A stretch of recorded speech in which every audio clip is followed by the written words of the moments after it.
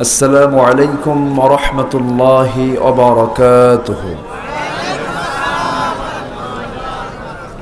إن الحمد لله الأكرم الذي خلق الإنسان وكرم وعلمه من البيان ما لم يعلم، فسبحان الذي لا يحصى امتنانه باللسان ولا بالقلم. نشهد أن لا إله إلا الله وحده لا شريك له، ونشهد أن سيدنا وحبيبنا ومولانا محمدا عبده ورسوله الذي أرسله بالحق بشيرا ونذيرا وداعيا إلى الله بإذنه وسراجا وقمرا منيرا. فقد قال الله تعالى في كلامه المجيد وفرقانه الحميد: أعوذ بالله من الشيطان الرجيم. بسم الله الرحمن الرحيم. واعبدوا الله ولا تشركوا به شيئا وبالوالدين إحسانا.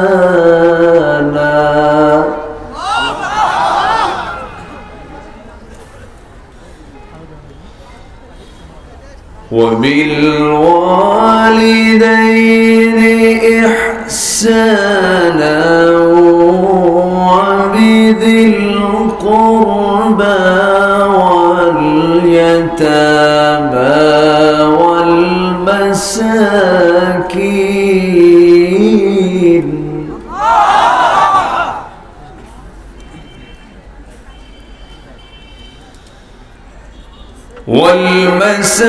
والمساكين والجار ذي القربى والجار الجنب والصاحب بالجنب وابن السبيل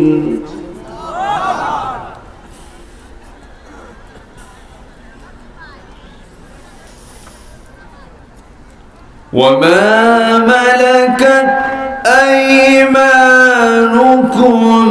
إن الله لا يحب من كان مختالا فخورا.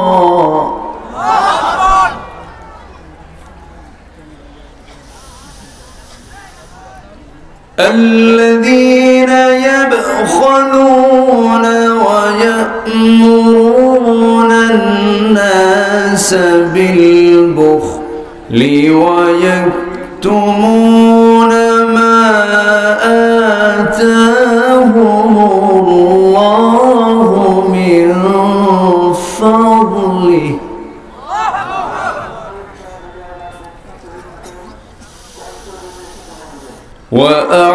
وأعتدنا للكافرين عذابا مهينا.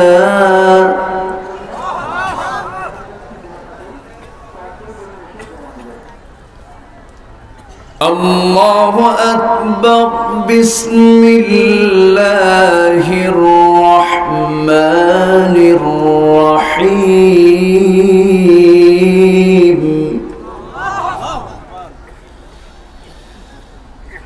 إن الله وملائكته يصلون على النبي يا أيها الذين آمنوا صلوا عليه وسلموا تسليما اللهم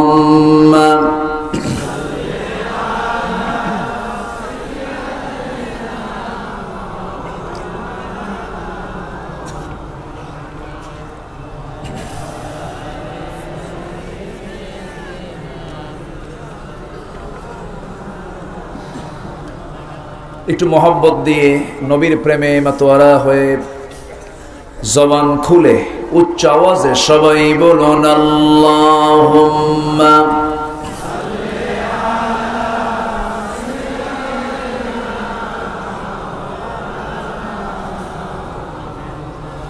ওয়া আলা আলিহি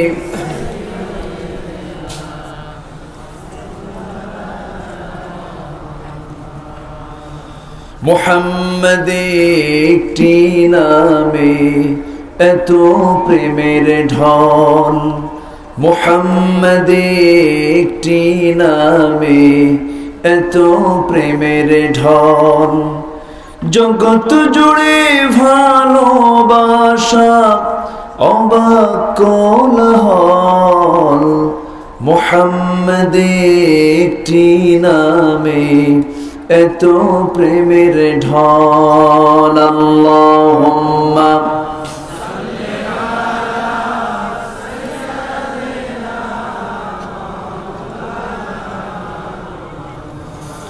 ওয়া আলা আলিহি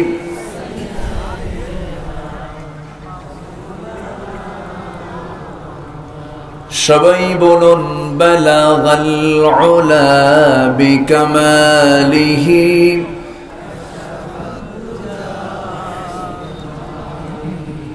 হাসনাত জামিউ খিসালিহি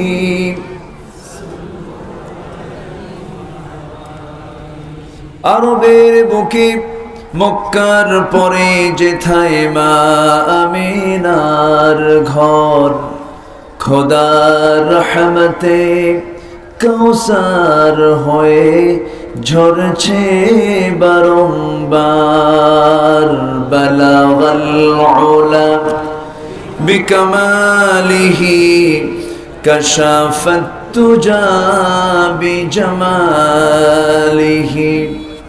حسنت جميع خصاله صلوا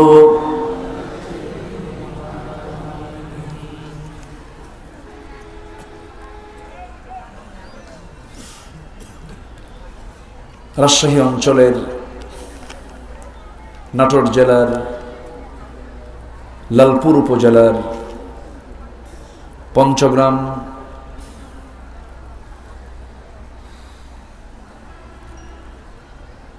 ঈদগাহ গোরস্তান হাফিজিয়া মাদ্রাসা মসজিদ মাহফিল ইন্তেজামে কমিটি কর্তৃক আয়োজিত ৪৮তম ঐতিহাসিক তাফসীরুল কোরআন মাহফিল ২০২২ মহতী আয়োজনের সম্মানিত সুযোগ্য সভাপতি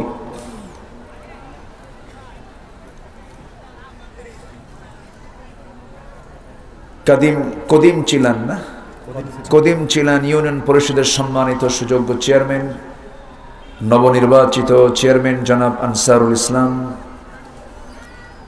আজকের প্রোগ্রামের বরেণ্য অতিথিবৃন্দ, হযরত উলামায়ে কেরাম, ফদলায়ে ইজাম, সুশীল সমাজ,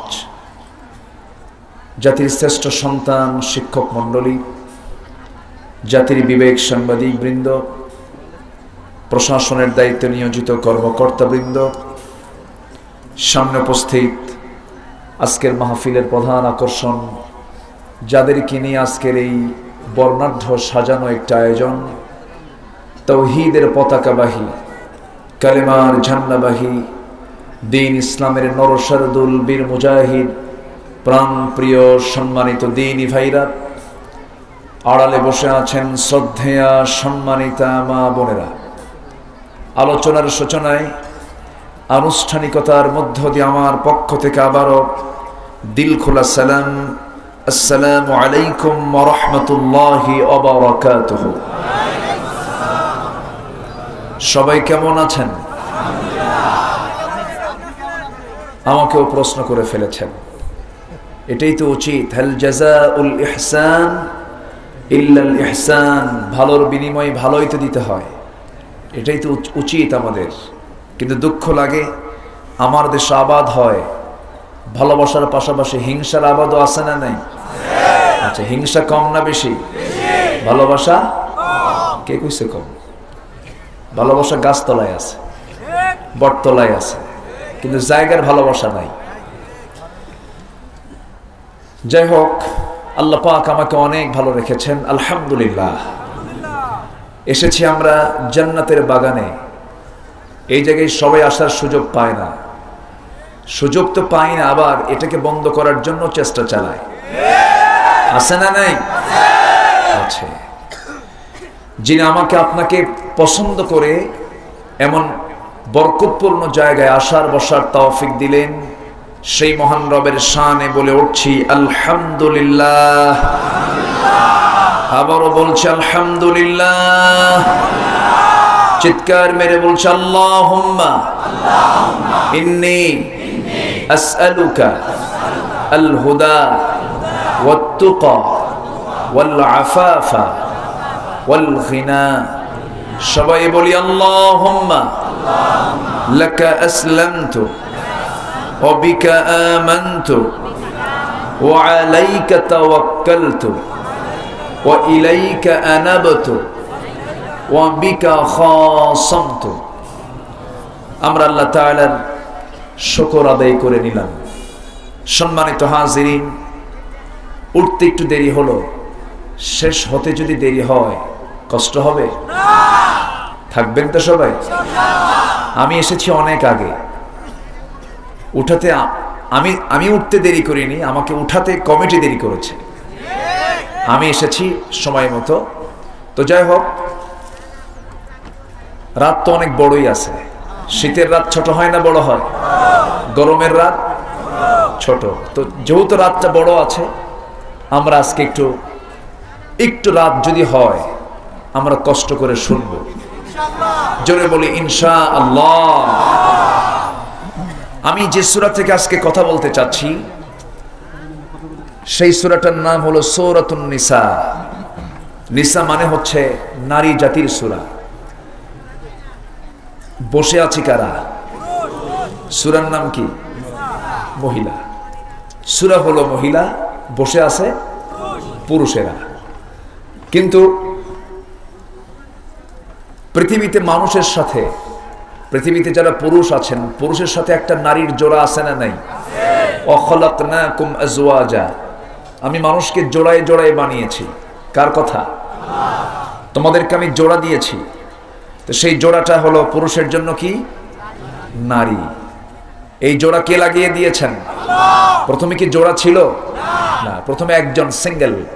তাহলে আমার আব্বা আগে কি ছিলেন? আমাদের বাপ আদম আলাইহিস সালাম আগে কি ছিলেন? সিঙ্গেল। আগে তিনি সিঙ্গেল ছিলেন। সিঙ্গেল থাকতে থাকতে সিঙ্গেল আর ভালো লাগে না, একাকী ভালো লাগে না। তিনি বলছেন, আল্লাহ আমার একজন জীবন সঙ্গিনী দিলে খুব ভালো হতো, একা একা সময় কাটে না। আল্লাহ বলছেন, আদম চিন্তা করো না, তোমার জীবন সঙ্গিনী দিয়ে দিলাম। বাম পাজরের হাড় থেকে আল্লাহ তাআলা তার জন্য হাওয়াকে দিয়ে দিলেন। এই দুইজন ঠিকই জান্নাতের মধ্যে থাকলেন। আল্লাহ বলে দিলেন, আদম রে, তোমার সহধর্মিণীকে নিয়ে তুমি জান্নাতের মধ্যে অবস্থান করো। কিন্তু তিনি জান্নাতের মধ্যে থাকলেন বউকে নিয়া, সেই জায়গায় একজন গিয়ে ওয়াসওয়াসা দিল। তার নাম কি? শয়তান। যদি জান্নাতে গিয়ে আমার বাপকে ওয়াসওয়াসা দেয়, দুনিয়াতে শয়তান নাই তো? আসতে বলবেন না, আছে না নাই? আছে। আমার বাপকে ওয়াসওয়াসা দিয়েছে, ফাওয়াসওয়াসা লাহুমা, শুধু আব্বাকে না আম্মাকে শুদ্ধা দিছে, দুজনকে ওয়াসওয়াসা দিয়ে ফাযাল্লাহুমা শাইতান, পদস্খলন ঘটিয়ে দিল যখন, আর থাকা গেল না। জান্নাতের পোশাক শরীর থেকে খুলে গেল, বারবার চেষ্টা করছেন তিনি জান্নাতের পোশাকটা আবার পরবেন, কিন্তু পারছেন না। বেহেশতের পাতাগুলো নিয়ে তিনি চেষ্টা করছেন ঢাকার জন্য, পারছেন না।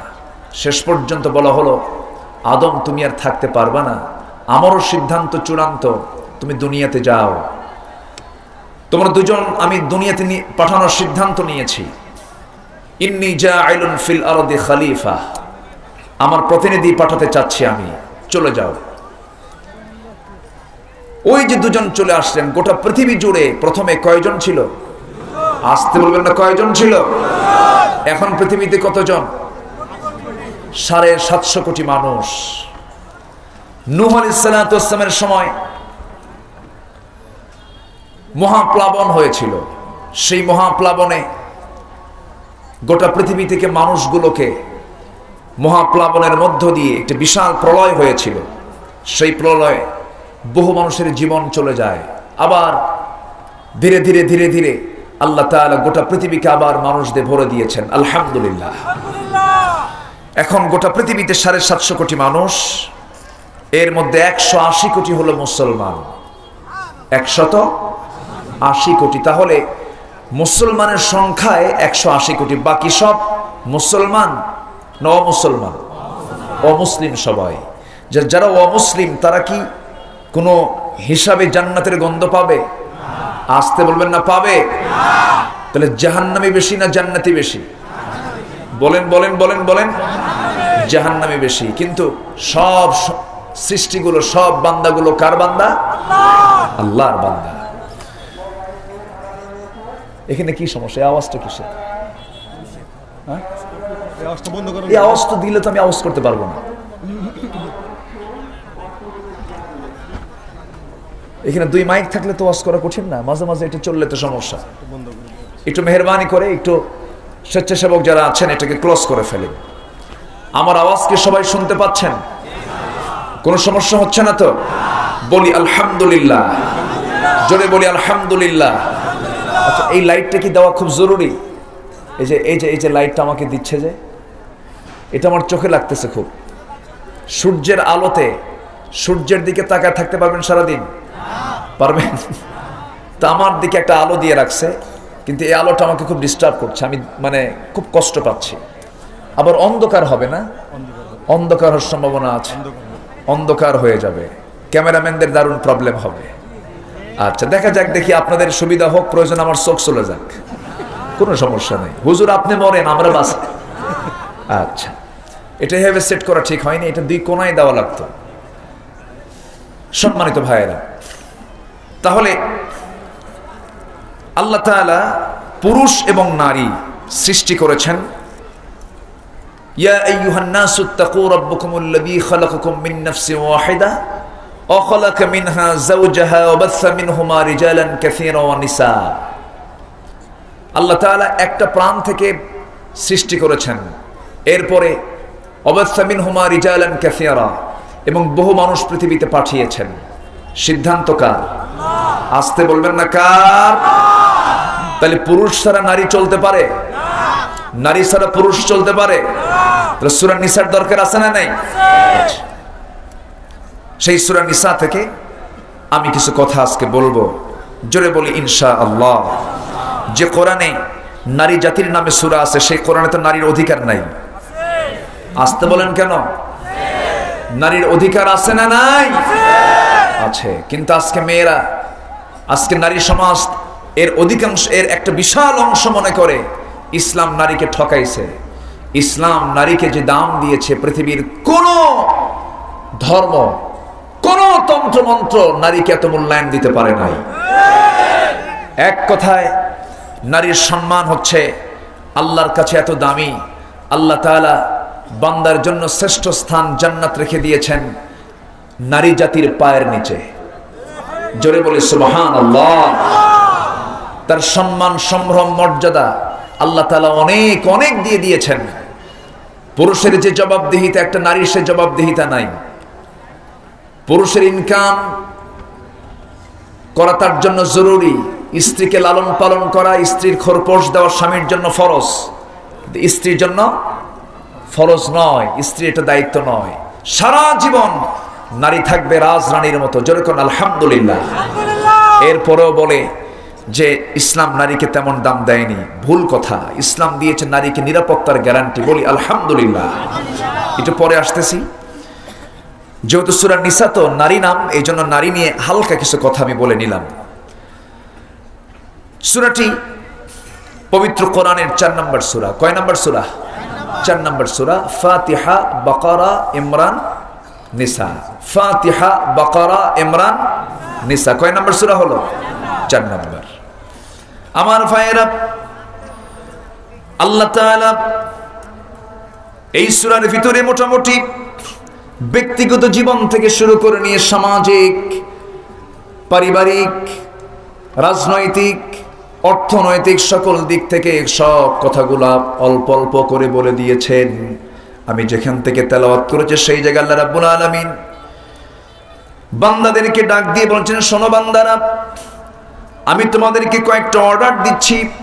আল্লাহ সুন্দর করে বলছেন, ওয়া'বুদুল্লাহা ওয়া লা তুশরিকু বিহি শাইআন ওয়া বিল ওয়ালিদাইনি ইহসানা ওয়া বিযিল কুরবা ওয়াল ইয়াতামা ওয়াল মাসাকিনি ওয়াল জারি যিল কুরবা والجار الجنب والصاحب بالجنب وبن السبيل وما ملكت أيمانكم إن الله لا يحب من كان مختالا فخورا جربوا لي الله أكبر আমার ভাইরা সূরাতুন নিসা আয়াত নম্বর 36 আল্লাহ তাআলা বান্দাকে ডাক দিয়ে বলছেন, বান্দারে, এই পৃথিবীতে তুমি কারো গোলামি করবে না, কারো ইবাদত করবে না। ইবাদত কেবলমাত্র শুধুমাত্র করবে কার? আস্তে বলবেন না, কার? আল্লাহ বলছেন, বান্দা তুই আমার ইবাদত করবি, আমি তোকে 5টা পুরস্কার দেব। কয়টা পুরস্কার বলেন? 5টা পুরস্কার দিয়ে দেব। আমরা যে কোনো কাজ করলে আমরা তার পুরস্কার চাই। চাকরি পাইলে আমরা তার বেতন কামনা করি, শ্রম দিলে সন্ধ্যায় তার মাইনার প্রত্যাশায় থাকি। আল্লাহ বলছেন, বান্দারে, তুই যদি আমার ইবাদত করতে পারিস জীবনের সকল জায়গায়, আমি তোকে এই জাগতিক জীবনের জন্য 5টা পুরস্কার দিয়ে দেব। যেই সূরাটার মধ্যে আল্লাহ তাআলা কত সুন্দর করে জানিয়ে দিয়েছেন। আল্লাহ সুন্দর করে সূরা কুরাইশের ভিতরে, যেটা আমাদের কমন সূরা, ঘরের সূরা, মুখের সূরা, সেই সূরার মধ্যে সুন্দর করে জানিয়ে দিয়েছেন। সবাই বলুন, লিইলাফি কুরাইশিন ইলাফিহিম রিহলাতাশ শিতাই ওয়াস সাইফ ফালইয়াবুদু রাব্ব হাযাল বাইত الذي أطعمهم من جوع وآمنهم من خوف জোরে বলুন আল্লাহু আকবার। আল্লাহ তাআলা বলছেন, তুমি কি ক্ষুধা মুক্ত, টেনশন মুক্ত, ভয় মুক্ত থাকতে চাও নাকি? ক্ষুধা মুক্ত, টেনশন মুক্ত, ত্রাস মুক্ত যদি তুমি নিজেকে থাকতে চাও, নিজেকে রাখতে চাও, নিরাপত্তা যদি নিতে চাও, আল্লাহ তাআলা বলছেন, ফালইয়াবুদু রাব্ব হাযাল বাইত, তারা যেন ইবাদত করে এই ঘরের মালিকের। এই ঘর বলতে কোন ঘর? আল্লাহর ঘর কোনটা বলেন? এই ঘর বলতে ওই ঘর না যেটা খাস। আম তো আমার আপনার বাড়ির যে মসজিদগুলো আছে, এলাকার মসজিদ, এটাও আল্লাহর ঘর, ঠিক আছে। খাস মসজিদ কোনটা বলেন? কাবা ঘর। আল্লাহ তুমি সবাইকে কাবার চেহারা দেখার তৌফিক দাও, জোরে বলি আমিন। আমার নবীর বাড়ি ছিল কোন ঘরের পাশে? বলেন কোন ঘরের পাশে? কাবা ঘরের পাশে। কাবার পাশে আমার রাসূলের ঘরটা ছিল। কাবা ঘর এমন একটি ঘরের নাম। আমার আব্দুল কাদের ভাই কই? যান নাই তো না?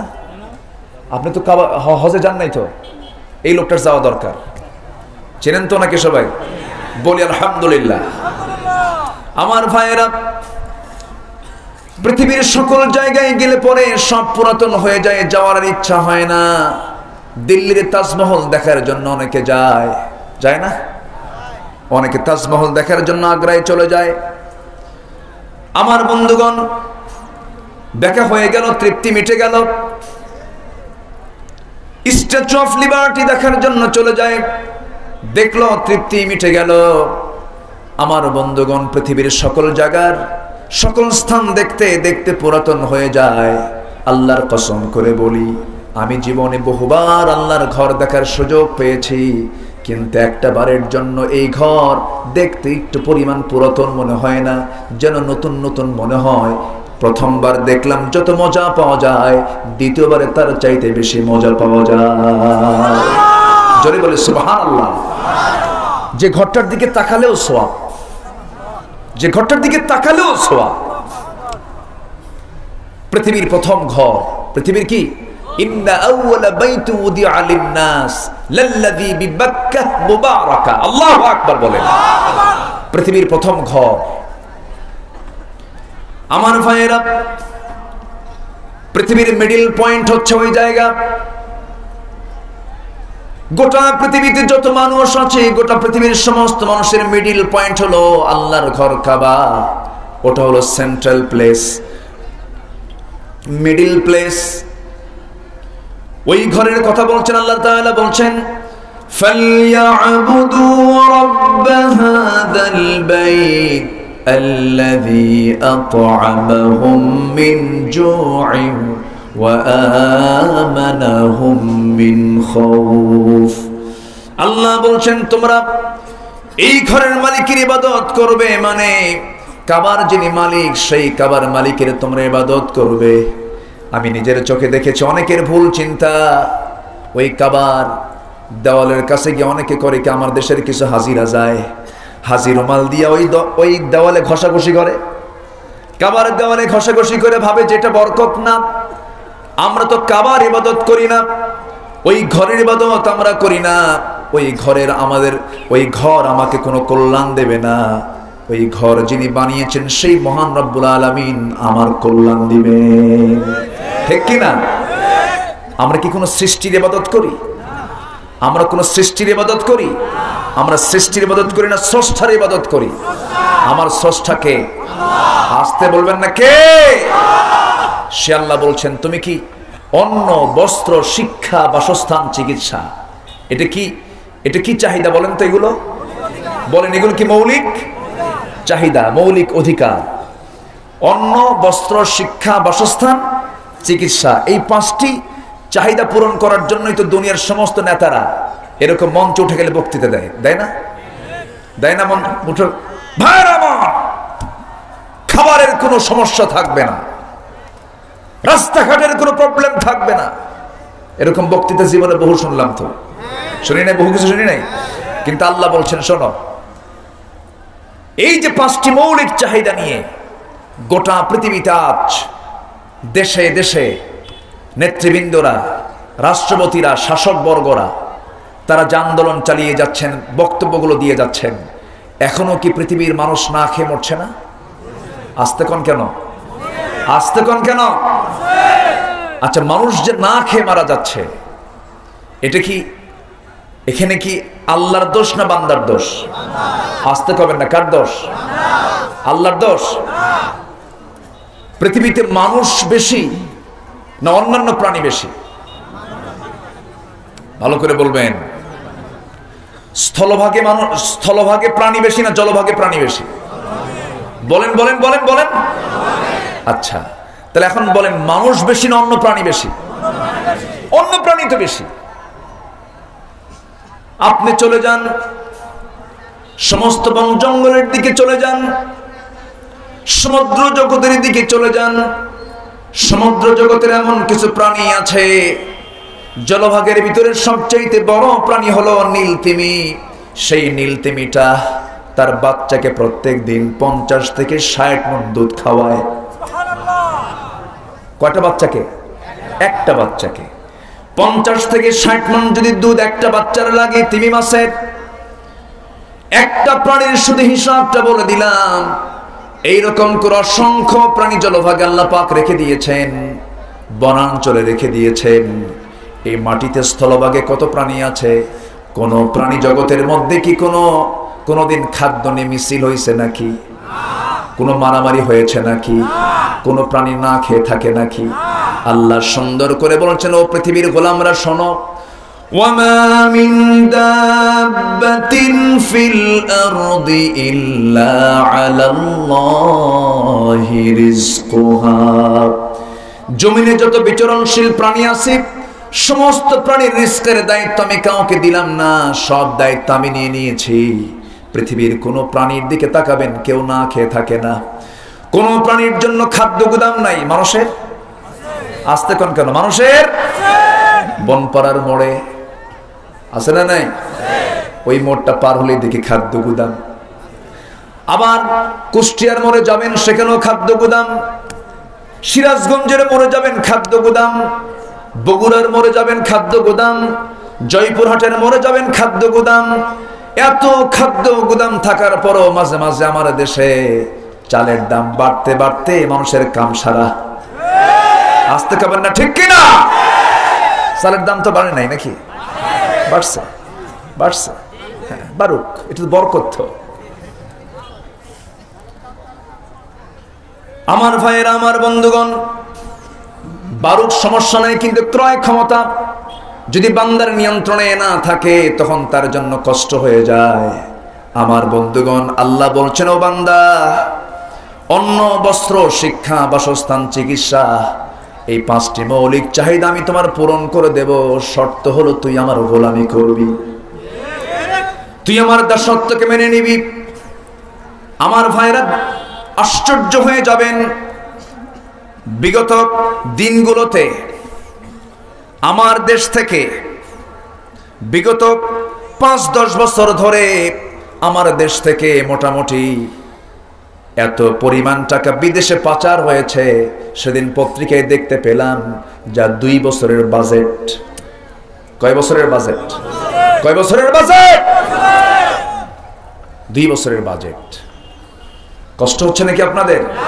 এই পরিসংখ্যান কিন্তু আমার না, পত্রিকা রিপোর্ট দেখে আমি বলতেছি। সম্মানিত ভাইয়েরা, এই দেশ থেকে টাকা পাচার যারা করে তারা কি দেশের বন্ধু হতে পারে? আসতে বলবেন না, বন্ধু হতে পারে? সংকট কি আল্লাহ দিলেন না বান্দা করলো? কে করলো সংকট? বান্দা সৃষ্টি করেছে।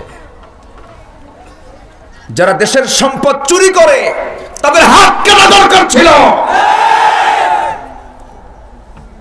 কথা বললে তো আমরা দোষী হয়ে যাই।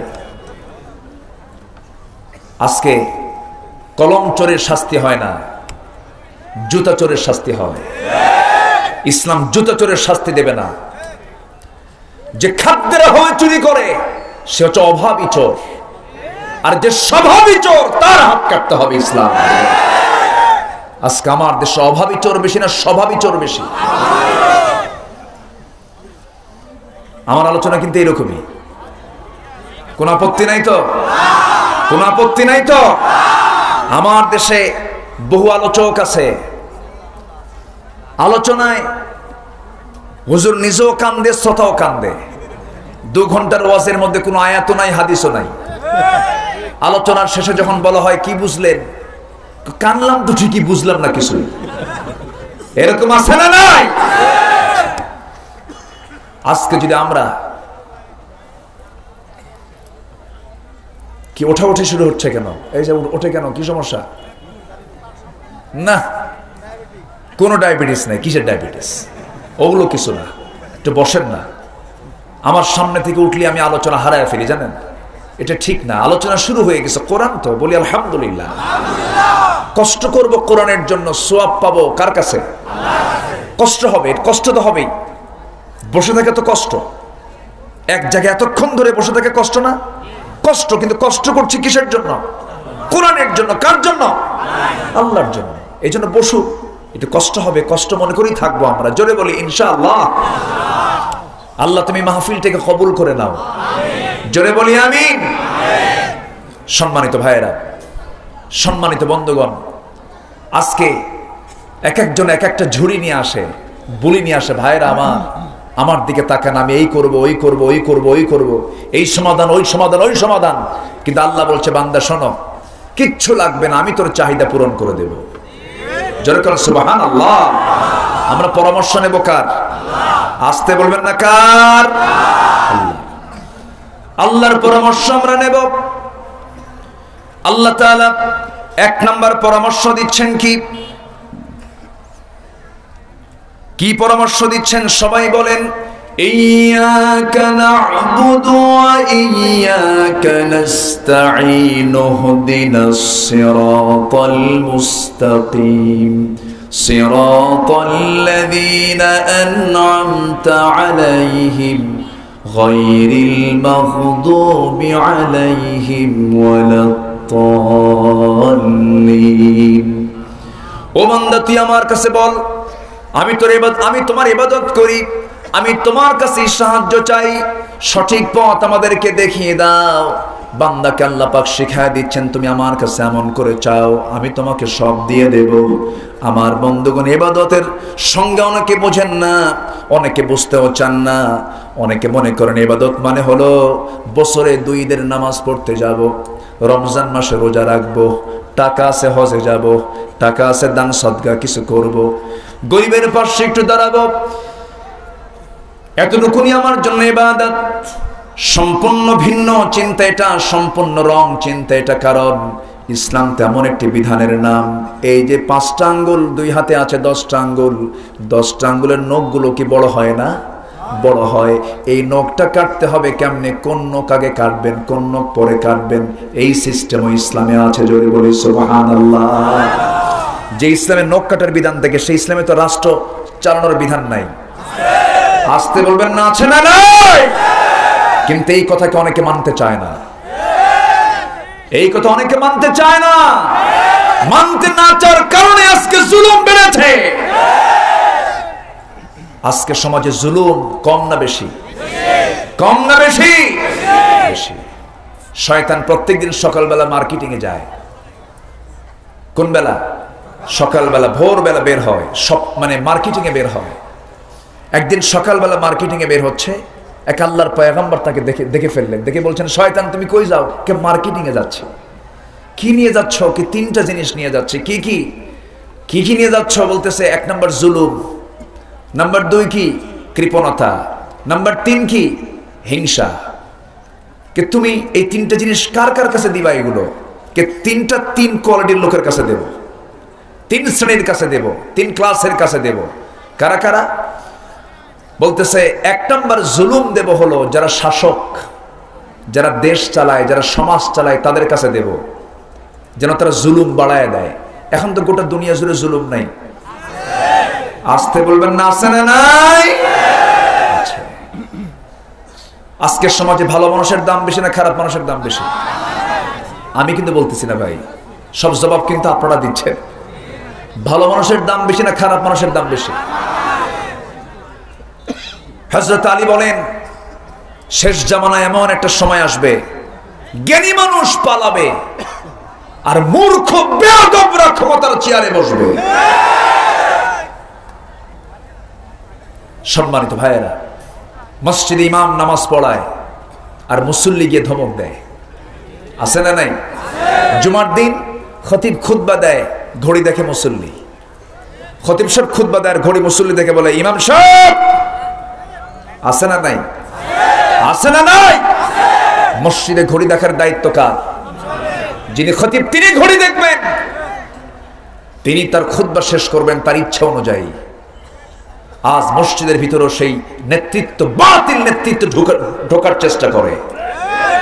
কোন শরাবখোর, কোন মদখোর, কোন বেনামাজি, সুদখোরকে মসজিদের ভিতরে ঢুকতে দিবেন না। কিসের জন্য ঢুকতে দিবেন না? কেন ঢুকবে? নেতা হয়ে না, মুসল্লি হয়ে ঢুকবি। ঠিক কি না? আছে না নাই? এগুলো আছে না নাই?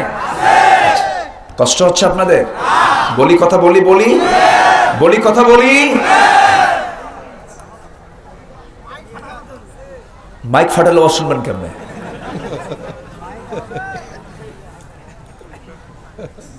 অসুখ হলে আমরা কার কাছে যাই? ডাক্তার আগে রোগীর রোগ শোনে না, হিস্ট্রি শোনে, কি সমস্যা কি প্রবলেম সব শোনে। শোনার পর কোন ওষুধ দেওয়া দরকার সে ওষুধটা দেয়। আমাদের দায়িত্ব হলো সমাজে কোন রোগগুলো আছে, রোগগুলো ধরে এটার একটা ফায়সালা দিয়ে দিই আমরা। দরকার আছে না নাই? সুদ খাওয়া কি? আরো জোরে। সুদ একটা জুলুম। সুদ একটা কি? আরো জোরে কন, আরো জোরে। সুদ খাওয়া মানে জুলুম করা। সেই সুদ আমার দেশে আছে না নাই? নাটোরে নাই?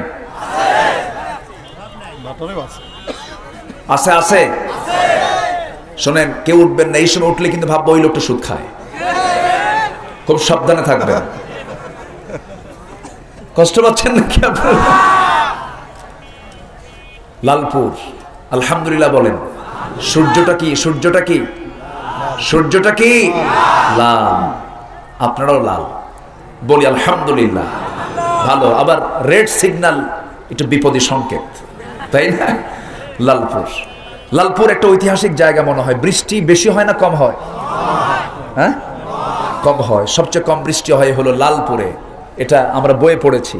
তো সেই একটা মানে ফেমাস প্লেসে আজকে আমি এসেছি। আমি নিজেও খুশি, আমি খুব ধন্য মনে করছি আমি এই চাঁদ মাখা মুখগুলো দেখতে পেয়েছি, বলি আলহামদুলিল্লাহ। সম্মানিত ভাইয়েরা,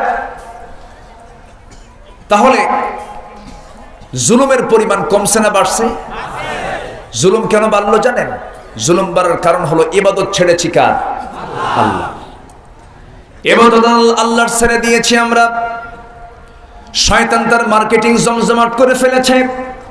শয়তানকে বলা হলো কৃপণতা নিয়ে যাচ্ছ কার কাছে? সে বলতেছে কৃপণতা নিয়ে যাচ্ছি হলো ধনীদের কাছে। ধনীরা টাকার হিসাব করে না, পয়সার হিসাব করে। পয়সার হিসাব করে। ওরা যদি কৃপণ হয়ে যায়, জনগণ আরো ক্ষতিগ্রস্ত হয়ে যাবে, জনগণ আরো বিপদে পড়বে। মালের দাম যখন বাড়ে সেই সময় মালটা ছেড়ে দেয় না, আটকায়।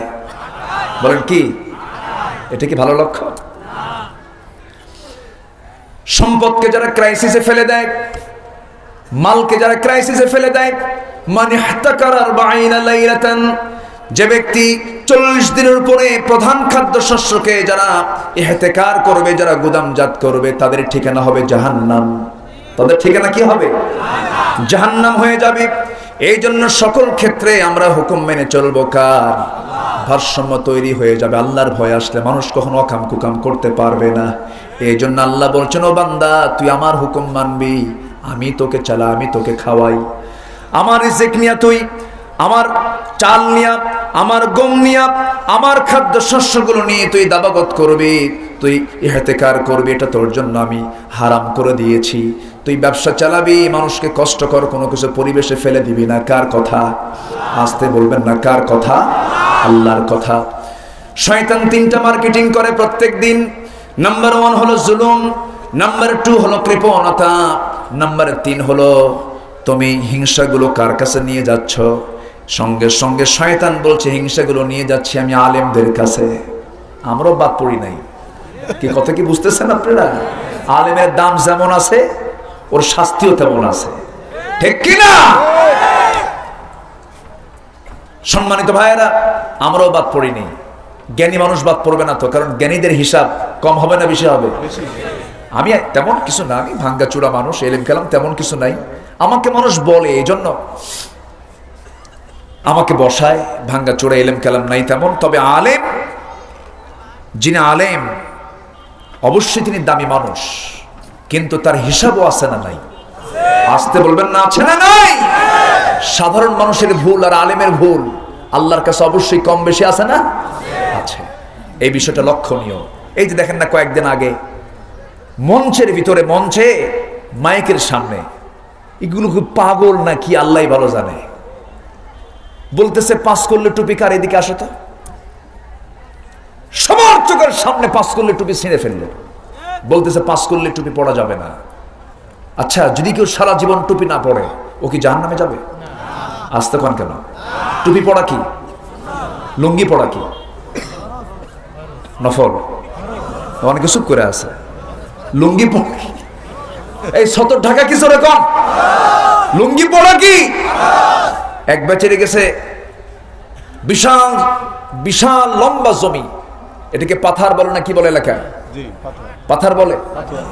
আচ্ছা, হ্যাঁ, মাঠ, বিশাল বড় মাঠ, মাঠের মাঝখানে তার জমি, জমিতে ধান লাগাতে গেছে। দুপুর বেলা হঠাৎ করে চলে আসছে অক্ত জোহরের নামাজ।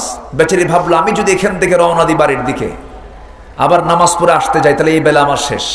অতএব কিছু কাজ বাদ আছে, উজু বানায় এখানেই নামাজ পড়ি, এই নিয়ত করে বেচারি উজু বানায় নামাজে দাঁড়াইছে। কিন্তু বেচারির আবার একটা সিস্টেম হলো, কোনো ওয়াক্তে সে পাগড়ি ছাড়া নামাজ পড়ে না। তো ভাবতেছে আমার তো পাগড়ি নিয়ে আসা হয় নাই, যেমন করে হোক আমাকে পাগড়ি পড়তেই হবে। লুঙ্গি খুলে পাগড়ি বানাইছে। লুঙ্গি খুলে কি বানাইছে? পাগড়ি বানাইছে। এখন কোন তো পাগড়িটা আগে দরকার না লুঙ্গিটা আগে দরকার? জাতি সুদের মধ্যে আছে, জাতি ঘুষের ভিতরে আছে, জাতি আজকে মারাত্মক জেনার ভিতরে আছে, শিরকের ভিতরে আছে। ওই সমস্ত বিষয়ে কোনো কথা নাই, টুপি ছিটতেছে। আল ফিতনাতু আশাদ্দু মিনাল কাতাল, ফিতনা সৃষ্টি করে হত্যার চেয়ে জঘন্য।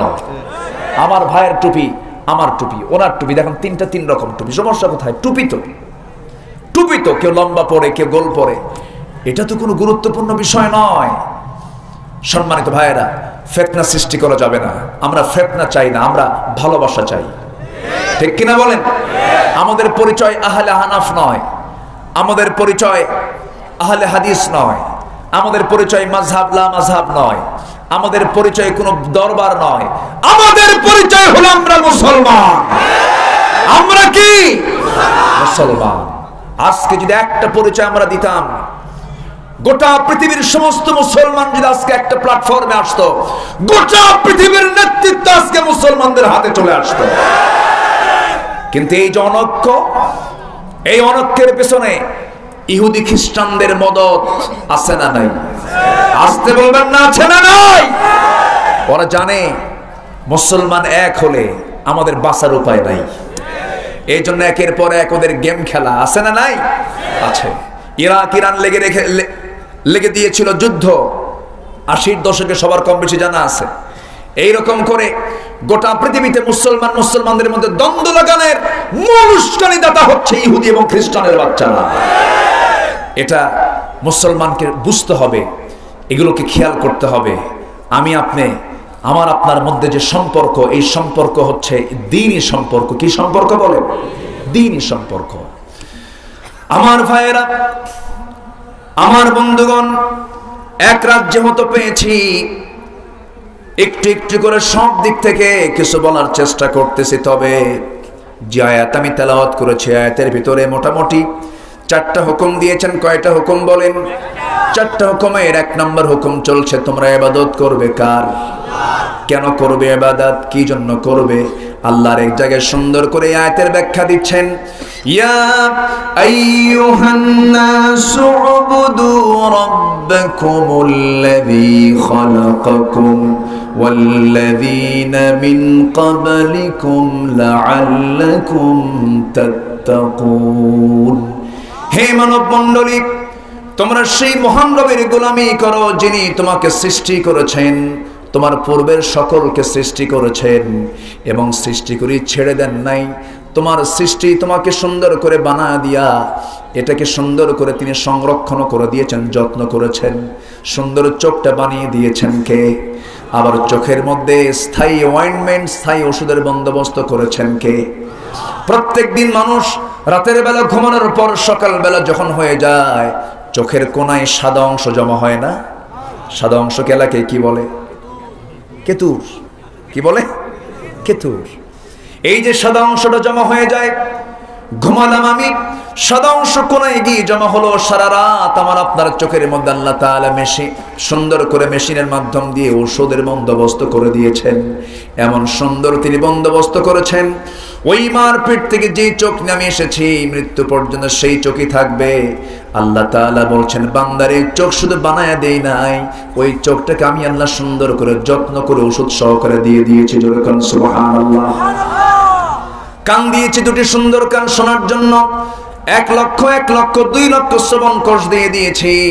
চোখের মধ্যে হাজারো রং দিয়ে দিয়েছি, চোখের মধ্যে পানি দিয়েছি। মানুষ যখন কান্দে তখন চোখে কি আসে? পানি আসে। যখন ধুলাবালি ঢোকে তখন মানুষের চোখে কি আসে? পানি আসে। এই পানিটা কে বের করে দেন?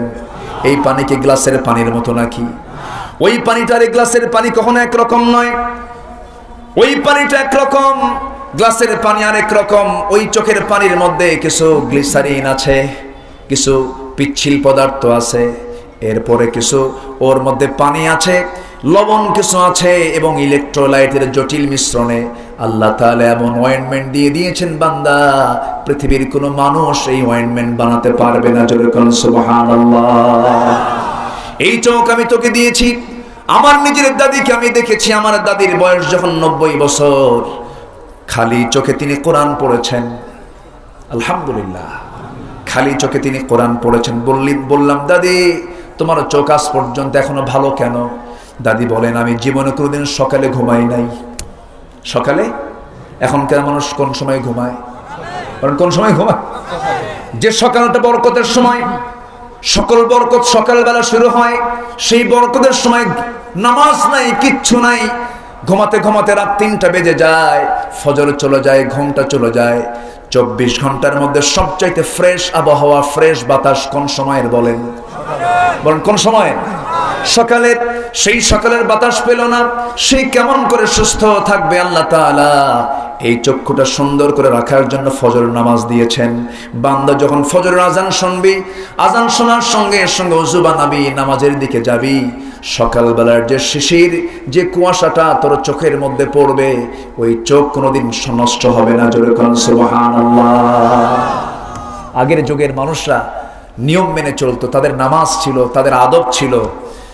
বুড়ি মানুষ, আমার দাদি দেখেছি প্রত্যেক দিন কোরআন পড়তেন, প্রত্যেক দিন কোরআন পড়তেন। এখন কি ভাবিরা পড়ে?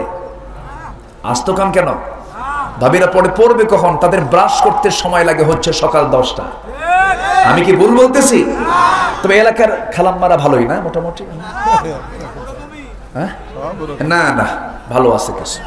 বলি আলহামদুলিল্লাহ, বলি আলহামদুলিল্লাহ। আল্লাহ তুমি আমার এলাকার মাদেরকে তুমি আল্লাহ কবুল করো। জোরে বলি আমিন। একটু বসুন, কথা আছে অনেক, প্রাণ খুলে বলবো।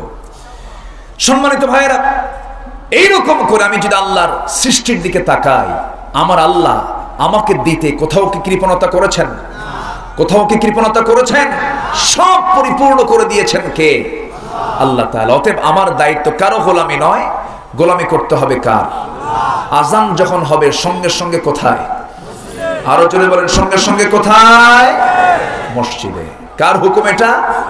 আল্লাহর হুকুম। আবার অনেকে মনে করেন যে নামাজ তো পড়লাম, রোজা তো রাখলাম, হজ তো করলাম, দান সদকা করলাম, আমার তো ইবাদত করা শেষ।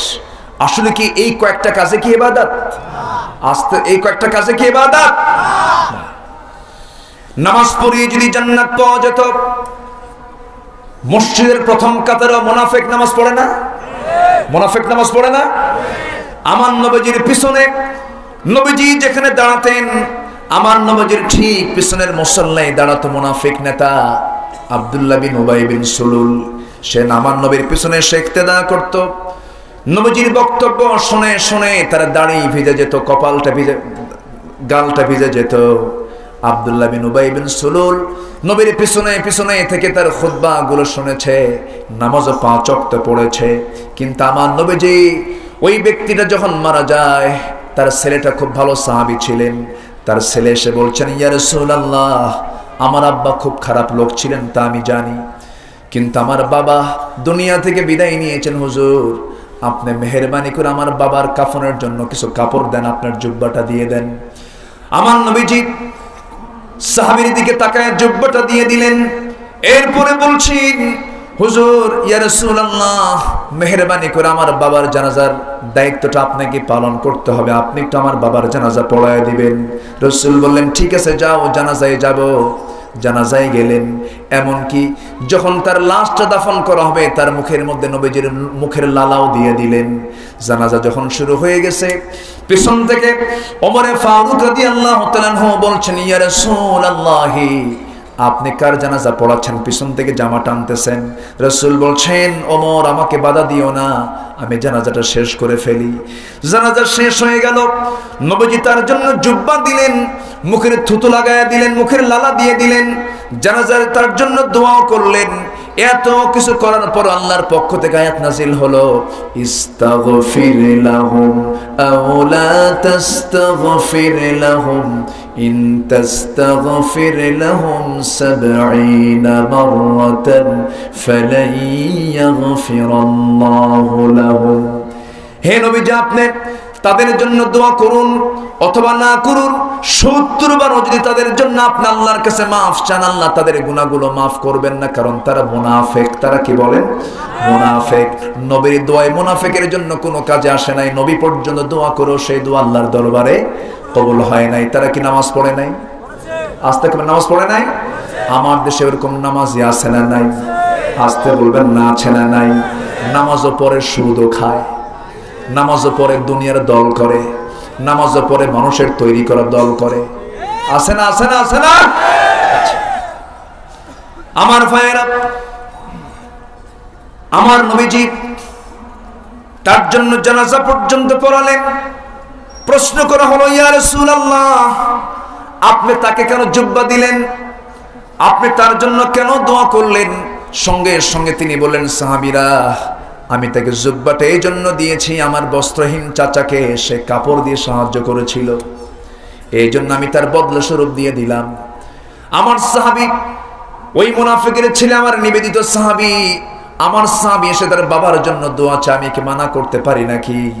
আমি গিয়েছিলাম, কিন্তু মুনাফিকের জন্য দোয়া কবুল হবে না। এটা কার ওয়াদা? আসতে বলবেন না, কার ওয়াদা? সূরা মুনাফিকুন সূরা আছে না নাই? মুনাফিকুনদেরকে চেনার জন্য, মুনাফিককে চেনার জন্য মুনাফিকুন আল্লাহ পাক দিয়েছেন। কাফিরদেরকে চেনার জন্য সূরা কাফিরুন দিয়েছেন, আর মুমিনদেরকে চেনার জন্য সূরা মুমিনুন দিয়েছেন কে? আল্লাহ তাআলা দিয়েছেন। আমার ভাইয়েরা, নামাজ পড়ি যদি জান্নাত পাওয়া যায়, আরেকটা ইতিহাস আমার মনে পড়ে গেল। সূরা তাওবা যারা পড়েছেন, একটা সূরার নাম হচ্ছে সূরা তাওবা। সূরা কি? তাওবা। তাওবা এখন আছে না নাই? আমি আপনি তওবা করলে কবুল করবেন কে? ভুল হয়ে গেছে, মাফ চাইলে মাফ করবেন কে? মাফ করার জন্য কে আছেন? গুনাহ করার জন্য কে আছে? আল্লাহ। ভালো করে কোন, গুনাহ করার জন্য কারা আছে? আমাদের গুনাহ হবে। ফেরেশতাদের গুনাহ আছে? আসতে কোন কেন? ফেরেশতাদের গুনাহ আছে, আমাদের গুনাহ আছে না নাই? গুনাহ আছে যার, চোখের পানি আছে তার, গুনাহ তো থাকবেই, গুনাহ হবেই। সঙ্গে সঙ্গে মাফ চেয়ে নেব কার কাছে? আল্লাহর কাছে। কিন্তু ইচ্ছা করে কোনো গুনাহ ইমানদার করতে পারে না।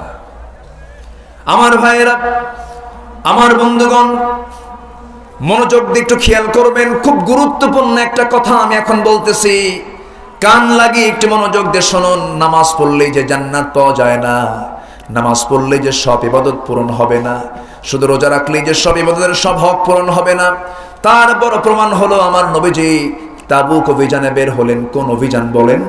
তাবুক অভিযানে বের হলেন। তাবুক অভিযানের সময় ৩০,০০০ সৈন্য নিয়ে আমার রাসূল যখন রওনা দিলেন, ৩০,০০০ সৈন্যের সেনাপতি হচ্ছেন মুহাম্মদ সাল্লাল্লাহু আলাইহি ওয়াসাল্লাম।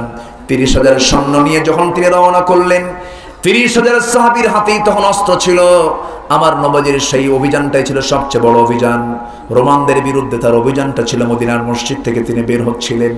প্রচুর অর্থের দরকার, প্রচুর সম্পদের দরকার। রাসূল বললেন, সাহাবীরা কে আছো, কে কি দিবা দাও। সমস্ত সাহাবীরা যার যা সাধ্য ছিল সব নিয়ে তারা এগিয়ে আসলেন, দান করলেন। আব্দুর রহমান ইবনে আউফ তিনি নিজে একা দিলেন ৩ বস্তা সোনা। কয় বস্তা সোনা? বলেন কয় বস্তা? ৩ বস্তা সোনা দিলেন। ওমর ফারুক রাদিয়াল্লাহু তাআলা আনহু সমস্ত সম্পত্তিকে তিনি হিসাব করে নিয়া অর্ধেক সম্পত্তি নিজের জন্য রেখে অর্ধেক সম্পত্তি তিনি তাবুক অভিযানে দান করে দিলেন। এবার মনে মনে চিন্তা করছেন, সারা জীবন আমি আবু বকরের সঙ্গে পারি নাই, আজকে আমি আমার মনে হয় দানের দিক থেকে আমি আবু বকরকে হারায়া ফেলবো। এই চিন্তা নিয়ে তিনি বসে আছেন। এমন সময় সবার দান করা শেষ হয়ে গেছে। রাসূল বলছেন, আমার আবু বকর কোথায়? সাইয়েদনা আবু বকর কিছুক্ষণ পর নবীর সামনে চলে আসলেন। রাসূল বলছেন, আবু বকর তাবুক অভিযানের জন্য, ইসলামের জন্য তুমি কি নিয়ে এসেছো? সঙ্গে সঙ্গে তিনি বলছেন, ইয়া রাসূলুল্লাহ, বাড়িতে কেউ নাই, বাড়িতে একমাত্র আল্লাহ আছে, আর বাকি সব কিছু আমি তাবুক অভিযানে দান করে দিলাম, কিচ্ছু থুলাম না, সব দিয়ে দিলাম। সাইয়েদনা ওমর ফারুক মনে মনে চিন্তা করলেন, হারে সারা জীবন কোনোদিন পারি নাই, আজকে পারলাম না। ওমর নিজেকে মাথা নিচু করে বলছেন, আল্লাহ আমি কোনোদিন আবু বকরের সঙ্গে পারবো না। তারা করেছেন ভালো কাজের প্রতিযোগিতা, আর আমার দেশে আজকে চলে খারাপ কাজের প্রতিযোগিতা। কেমনে যত লুট করা যায়, কেমনে যত লুট করা যায়, লুট করে তাও দেশে থয় না, দেশে চুরি করে দেশে ধুয়ে দেয়, তাও আবার সব বাইরে ফাটায় দেয়, ঠিক কিনা? কিন্তু হজম হবে না, তো হজম হবে না। এদেশের মজলুমদের ফরিয়াদ অবশ্যই আল্লাহর দরবারে মঞ্জুর হবে। জোরে বলি ইনশাআল্লাহ, জোরে বলি ইনশাআল্লাহ। পাপ বাক্যও ছাড়ে না, ঠিক কিনা? ইসলাম নিয়ে খুব বাড়াবাড়ি করলো কয়েকদিন, রাষ্ট্র ধর্ম ইসলাম থাকতেই পারে না।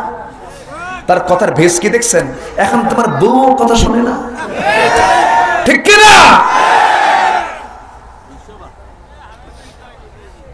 সম্মানিত ভাইয়েরা, সম্মানিত বন্ধুগণ, স্পষ্ট এটা, ইতিহাস থেকে শিক্ষা নিতে হবে। ইসলাম নিয়ে যেই কথা বলবে এই জমিন তার জন্য হারাম হয়ে যাবে। যারা এই কথা বলবে সেখানে আমরা প্রতিবাদের ঝড় তুলব, প্রতিরোধ গড়ে তুলব। রাজি আছেন কারা কারা? হাত উঁচু করে দেখা।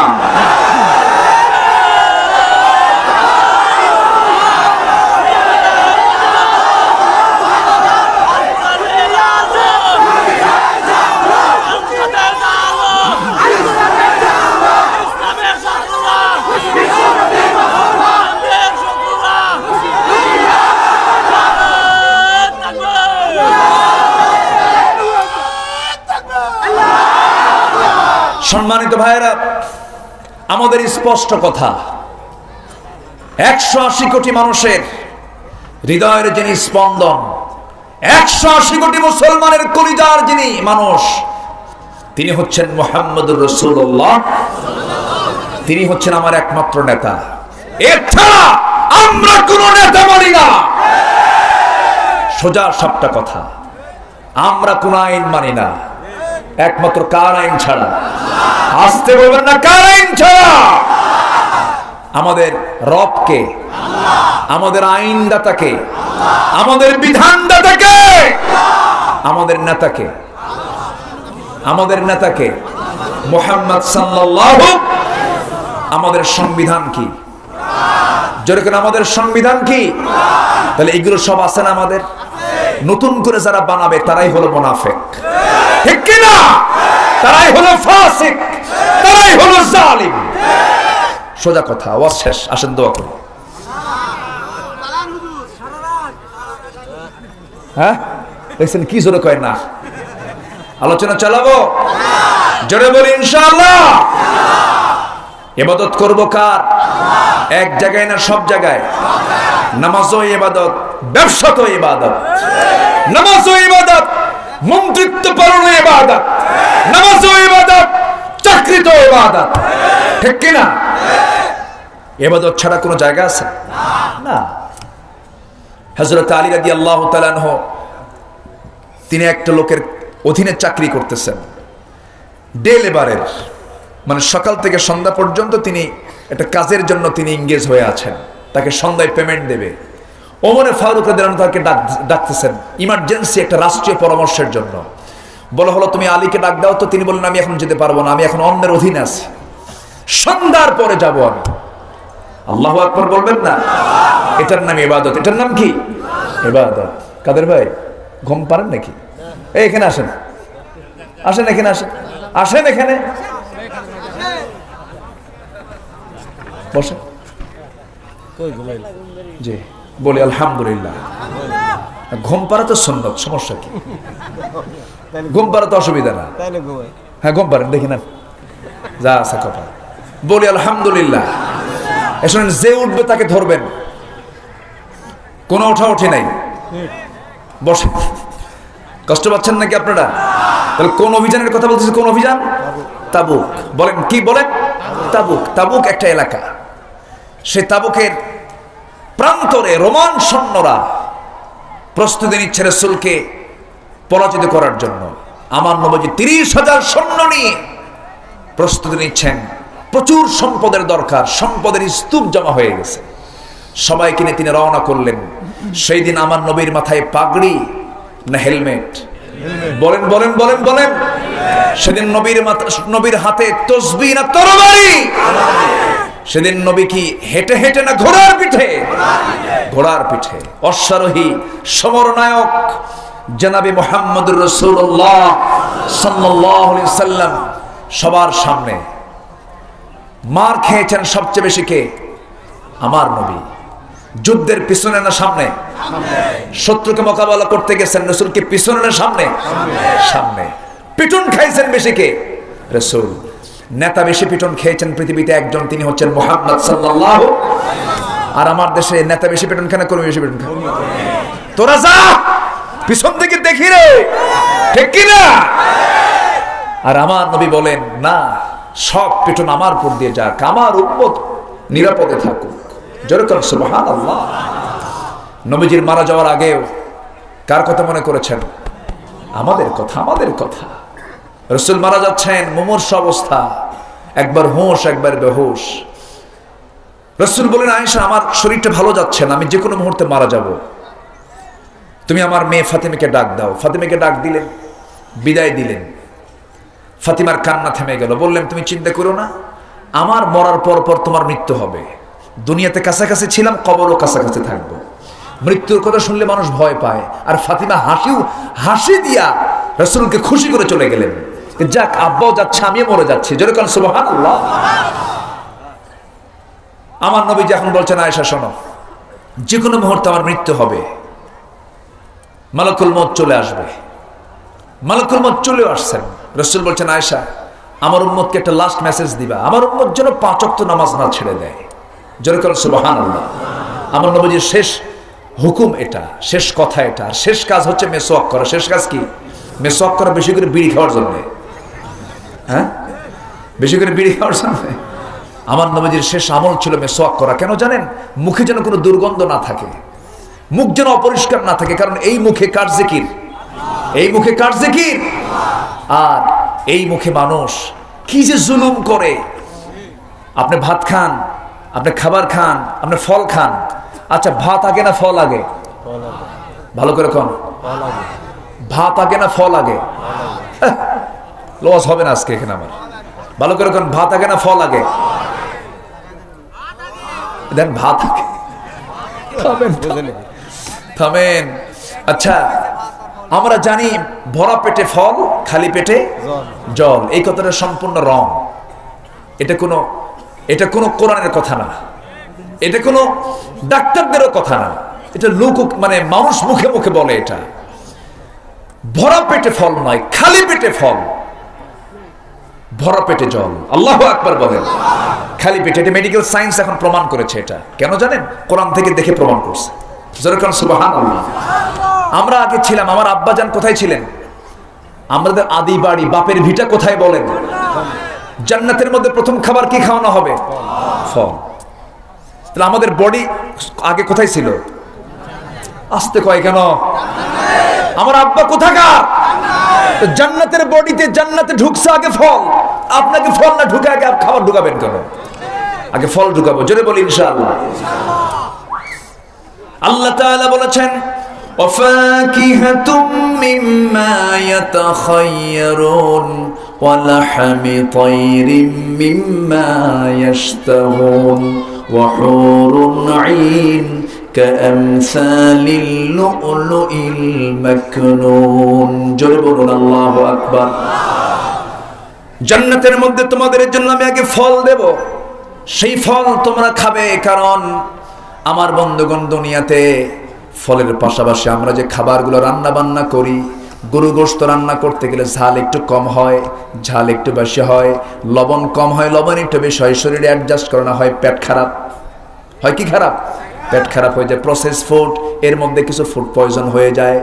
কিন্তু আল্লাহ তাআলা কমলার মধ্যে কতটুকু মিষ্টি থাকা দরকার ততটুকু মিষ্টি দিয়েছেন, লেবুর মধ্যে যতটুকু রস থাকা দরকার, যা কিছু থাকা দরকার তা দিয়ে দিয়েছেন। লেবু খেলে পরে লিভারটা সাফ হয়ে যায়, হার্ট ব্লকগুলো সেরে যায়। আল্লাহ সুন্দর করে ফলমূলগুলো দিয়েছেন, বান্দা তুই আগে ফল খাবি, সমস্ত রোগ থেকে আমি আল্লাহ হেফাজত করব। জোরে করেন সুবহানাল্লাহ। এরপর খাবেন গোশত, এরপর খাবেন কি? গোশত ওয়াফাকিহাতুম মিম্মা ইয়াতাখায়্যারুন ওয়া লাহমি তায়র। জান্নাতের মধ্যে এরপর আল্লাহ পাক গোশত খাওয়াবেন। এরপর সেখানে থাকবে ডাহুক ডাহুক চেহারার কিছু হুর থাকবে। সেই হুর কি সবাই নিতে রাজি আছেন নাকি? আস্তে আস্তে কর, সবাই কি নিতে রাজি আছেন? সে হুরগুলো কেমন হবে? কেমন সুন্দর? বউদের মতো? হ্যাঁ, বউদের মতো? মানে কিছু কয় না। এই তো উত্তর একজন দিছে, লা রাআত, মানে কোনদিন দেখে নাই চোখ এমন একটা জান্নাত আল্লাহ পাক আমাকে আপনাকে দিবেন। এবং জান্নাতের নারীর সৌন্দর্য এত বেশি হবে, হুররা এত সুন্দরী হবে যে জান্নাতি হুরের যে একটা কনিষ্ঠাঙ্গুল, একটা আঙ্গুলের যে সৌন্দর্য গোটা পৃথিবীর সমস্ত নারীকে এক পাল্লায় দিবেন, আর জান্নাতি নারীর একটা আঙ্গুলকে এক পাল্লায় দিবেন। আল্লাহ তাআলা ওই জান্নাতি নারীর সেই জান্নাতি হুরের সে আঙ্গুলটা সমস্ত নারীর চাইতে বেশি সুন্দর করে রেখে দিয়েছে। যেরকম সুবহানাল্লাহ। কিন্তু এই গল্পগুলো কিন্তু রাতের বেলা বউয়ের সামনে করা যাবে না, করলে কিন্তু প্যাঁচ লেগে যাবে। আমার মায়েরা তো হুরের সঙ্গে হিংসা করে, বুঝলেন? হুরের গল্প কিন্তু মেয়েদের সামনে করা মুশকিল, তবে জ্ঞান থাকলে, এলেম থাকলে আবার তারা কিছু মনে করবে না। বলি আলহামদুলিল্লাহ, জোরে বলি আলহামদুলিল্লাহ। সেই হুর কি আমরা সবাই নিতে চাই? আস্তে আস্তে করে চান কি সবাই নিতে? কিছু কিছু বুড়া লোক কয় হুজুর চাই, জোরে জোরে বলতেছে। বুড়ি শুনলে কিন্তু খবর আছে। জি, খুব সুন্দর। আপনারা সেই জান্নাতের প্রাপ্তি যদি আমরা অর্জন করতে চাই, তাহলে ইবাদত কি এক জায়গায় করব না সব জায়গায় করব? সব জায়গায়। আমার ভাইয়েরা, আমার নবীজি 30,000 সৈন্য নিয়ে সবার সামনে তিনি ঘোড়ার পিঠে চড়ে রওনা দিয়েছেন। পিছনে 30,000 সৈন্যের সমারোহ নিয়ে রওনা দিয়েছেন। যুদ্ধ হলো না, অভিযান ঠিকই হলো। যুদ্ধ না হয়ে তিনি ফিরে আসলেন। ফিরে আসার পথে কিছু সাহাবীর জীবনও চলে গেল। একজন অসুস্থ সাহাবী ছিলেন, তিনি দুনিয়া থেকে বিদায় নিয়ে নিলেন। সেই সাহাবীর নাম হচ্ছে আব্দুল্লাহ রাদিয়াল্লাহু আনহু। তিনি ইসলাম কবুল যখন করেন, তখন তার চাচা তাকে আটকে রেখেছিল, বলছিল, আব্দুল্লাহ শুনলাম তুমি নাকি ইসলাম কবুল করেছো। সঙ্গে সঙ্গে সেই সাহাবী বলেছিলেন, চাচা আপনি শুনবেন কেন, আপনি এখন দেখেন উনি কালিমা পড়লেন এবং বললেন, চাচা আপনিও কালিমা পড়েন। সঙ্গে সঙ্গে চাচা বলতেছে, ভাতিজারে তুই এতিম ছিলি, আমি তোকে বহু সম্পত্তি তোর নামে দিয়েছিলাম, আজকে তুই কালেমা গ্রহণ করেছিস, আমি তোকে সমস্ত সম্পত্তি থেকে মাহরুম করে ফেলবো, সব সম্পত্তি আমি জবরদখল করব। সঙ্গে সঙ্গে সেই সাহাবী বলে ফেললেন, আমার চাচা যান, আমার কাছ থেকে জোর করে নিতে হবে না, আমি আপনাকে স্বেচ্ছায় দিয়ে দিলাম, কারণ এই দুনিয়ার সকল সম্পদের চাইতে আমার ঈমানটা বেশি দামি। জোরে করুন সুবহানাল্লাহ। সমস্ত সম্পত্তি তার চাচার হাতে তুলে দিলেন। চাচার রাগ কমলো না। শেষ পর্যন্ত চাচা খেপে গিয়ে রেগে গিয়ে বলতেছে, তোর জামাটা খুলে দে। জামাটাও খুলে দিলেন। এরপরে শেষ পর্যন্ত যখন তার নিয়ন্ত্রণে থাকলো না তার ভাতিজা, রাগ করে বলতেছে, তোর লুঙ্গিটাও খুলে দে। জোরপূর্বক তার লুঙ্গিটা পর্যন্ত খুলে নেওয়া হলো। গোটা দেহ থেকে কাপড় চোপড় পর্যন্ত খুলে নিয়ে উলঙ্গ করে তাকে ঘর থেকে বের করে দেওয়া হলো। তিনি মার সামনে গিয়ে দাঁড়িয়ে বলছেন, মা আমি ইসলাম কবুল করেছি, এই শুধু একটা মাত্র কারণে আমার চাচা আমার পরন থেকে লুঙ্গিটা পর্যন্ত খুলে নিয়েছে। ও মা, তুমি আমাকে ছোট্ট একটা চাদর দাও, চাদরটা ঢেকে নেই। শীতকাল, সেই সময় তার বাড়িটা ছিল মক্কা এবং মদিনার মাঝামাঝি জায়গায়। সেখান থেকে তিনি পায়ে হেঁটে রওনা করলেন। রওনা করে করে তিনি মদিনার মসজিদে পৌঁছে গেলেন। আমার নবীর হুজরাখানার সামনে গিয়ে দাঁড়ালেন। দরজায় নক করলেন। দরজায় নক করার সঙ্গে সঙ্গে রাসূল দরজা খুলে দেখেন গায়ে কাপড় চোপড় নাই, প্রচন্ড ঠান্ডার মধ্যে কাঁপতেছে। আমার নবীজি করলেন কি, ঘরের মধ্যে চলে গেলেন, দুইটা জুব্বা হাতের মধ্যে নিলেন, দুইটা জুব্বা হাতের মধ্যে নিয়ে সামনে দাঁড়ায়া বলতেছেন, ও যুবক, তোমার গায়ে কোনো কিছু নেই, জামাটা পরে নাও। জামাটা পরায় দিলেন। এরপরে বলছেন, তোমার অবস্থা এমন কেন, কি হয়েছে? ইয়া রাসূলুল্লাহ, কালিমা পড়েছি, আমার চাচা সবকিছু আমার কাছ থেকে জোরপূর্বক নিয়ে নিছে, সবকিছু জবরদখল করে নিয়েছি। রাসূল বললেন, ও আব্দুল্লাহ, তোমার কোন কিছু চাওয়া পাওয়া আছে নাকি? তুমি আমার কাছে কোনো কিছু চাও নাকি? আমি তোমার জন্য আল্লাহর কাছে দোয়া করব, কি চাবে আমি সেটাই আল্লাহর কাছে চেয়ে নেব। সেই সাহাবী বলছেন, ইয়া রাসূলুল্লাহ, দুনিয়ার কোনো কিছু আমি চাই না, আপনি আমার জন্য দোয়া করেন, আল্লাহ যেন আমাকে শহীদের মওতটা দান করেন। জোরে বলেন সুবহানাল্লাহ। আমার নবীজি সঙ্গে সঙ্গে হাত দুইটা আসমান দিকে উঠালেন, আল্লাহকে বলছেন, আয় আল্লাহ তাআলা, এই আমার আব্দুল্লাহ মাজলুম সাহাবী দিন গ্রহণ করতে গিয়া সমস্ত সম্পত্তিগুলো দুনিয়া তার বিক্রি করতে হয়েছে, এই আব্দুল্লাহর দেহ রক্ত মাংসকে তুমি আল্লাহ কাফের বেঈমানদের জন্য হারাম করে দাও। সঙ্গে সঙ্গে আব্দুল্লাহ বলে ফেলেন, ইয়া রাসূলুল্লাহ, আমি চাইলাম দোয়া একটা, আপনি দোয়া করলেন আরেকটা, এটা কেমন কথা? রাসূল বললেন, ও আব্দুল্লাহ, দোয়া আমি উল্টা করি নাই, তবে তোমার মওত যেন শহীদের মওত হয়, এই দোয়া তোমার কবুল হয়ে যাবে। কিন্তু মওত মানে শুধু যুদ্ধে শহীদ হলেই যে শহীদ তা নয়। যে ব্যক্তি শাহাদাতের তামান্না রাখবে, শাহাদাতের ইচ্ছা যে ব্যক্তি রাখবে, মান সাআলাল্লাহু তাআলা শাহাদাতা বিসিদকিন বাল্লাগাহু আল্লাহুল মানাজিলাশ শুহাদা ওয়া ইম্মা তাআলা ফিরাশিহি, যে ব্যক্তি শাহাদাতের তামান্না রাখবে, তার মৃত্যু যদি বিছানায় হয়ে যায়, আল্লাহ পাক তাকে শহীদের দরজা দিয়ে দেন। জোরে বলেন সুবহানাল্লাহ। আমার নবীজি বললেন, আব্দুল্লাহ, চিন্তা করো না। আব্দুল্লাহ কি আসহাবী সুফার সেই সদস্যদের মধ্যে রেখে দিলেন। আব্দুল্লাহ নতুন ইসলাম কবুল করে কোরআন তেলাওয়াত করতেছিলেন, জোরে জোরে কোরআন পড়তেছিলেন। সাহাবীরা এসে বলছেন, ইয়া রাসূলুল্লাহ, এমন সাহাবী আমাদের মাঝে আসলো, আব্দুল্লাহ, ওর তেলাওয়াতের আওয়াজে আমরা তেলাওয়াত করতে পারি না, আপনি একটু আস্তে পরামর্শ দেন। রাসূল বলছেন, ও সাহাবীরা রে, আমার আব্দুল্লাহর ব্যাপারে তোমরা আমাকে কোনো অভিযোগ দিও না, কারণ আব্দুল্লাহর দিন গ্রহণ করতে গিয়া তারা দুনিয়ার সমস্ত সম্পদ ছাড়তে হয়েছে। ও জোরে পড়ুক, আস্তে পড়ুক, তোমরা আমার আব্দুল্লাহকে কোনোদিন কোনো কথায় কষ্ট দিবা না। সে আব্দুল্লাহ তাবুক অভিযানে গিয়েছিলেন, তাবুক অভিযান থেকে ফেরার পথে অসুস্থ হয়ে গেলেন, তিনি মারা গেলেন। রাসূল বলছেন, সাহাবীরা, এই আব্দুল্লাহর জানাজা কেউ পড়াবে না, আমি রাসূল নিজে তার জানাজা পড়াবো। আমি রাসূল তার নিজে তার জানাজার দায়িত্ব নিলাম। 30,000 সেই সৈন্য নিয়ে আমার রাসূল জানাজায় দাঁড়ায় গেলেন। সাহাবীরা জানাজায় দাঁড়ায় গেলেন। রাসূল তার জানাজা সম্পূর্ণ করলেন, কেঁদে কেঁদে তার জন্য দোয়া করলেন। এরপরে বলছেন, সাহাবীরা, আমার আব্দুল্লাহর কবরটা তোমরা কোথায় খনন করেছো? হুজুর, অমুক জায়গায়, 2 পাহাড়ের চিপায়। আমার নবীজি বললেন, সাহাবীরা, আব্দুল্লাহর কবরে আমি কাউকে নামতে দেব না, আব্দুল্লাহর লাশ কবরও কেউ নামাবে না। আব্দুল্লাহর কবরে আজকে আমি রাসূল নিজে নামবো, আমাকে নিয়ে চলো। আমার রাসূল নিজে চলে গেলেন, পায়ে হেঁটে কবরের মাটিতে রাসূল একাকী নামলেন। নামার পরে বলছেন, আবু বকর, আমার ডানে বস, আমার ডানে নামো। ওমর, আমার বামে নামো। ডান পাশে আবু বকর, বাম পাশে ওমর, আর মাঝখানে জগতের শ্রেষ্ঠ মানুষ মুহাম্মদ সাল্লাল্লাহু আলাইহি ওয়াসাল্লাম। হাতটা গায়ে দিলেন, লাশটা হাতের মধ্যে নিলেন। রাসূল বলছেন, আবু বকর মাথাটা ধরো, ওমর তুমি তার পাটা ধরো। 3 জন মিলে যখন কবরে শোয়া দিলেন, নবীজির চোখের পানিতে দাড়িগুলো ভিজে যাচ্ছে।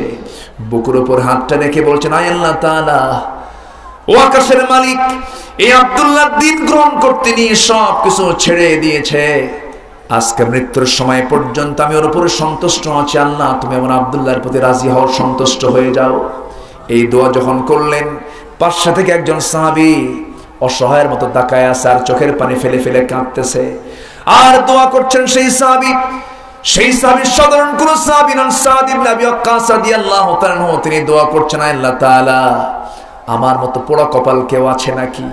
আজকে জীবিত সাদ বিন আবি ওয়াক্কাস না হয়ে যদি আমি যদি মৃত লাশ হয়ে যদি কবরের বাসিন্দা হতাম, আমার জীবনটা ধন্য হয়ে যেত।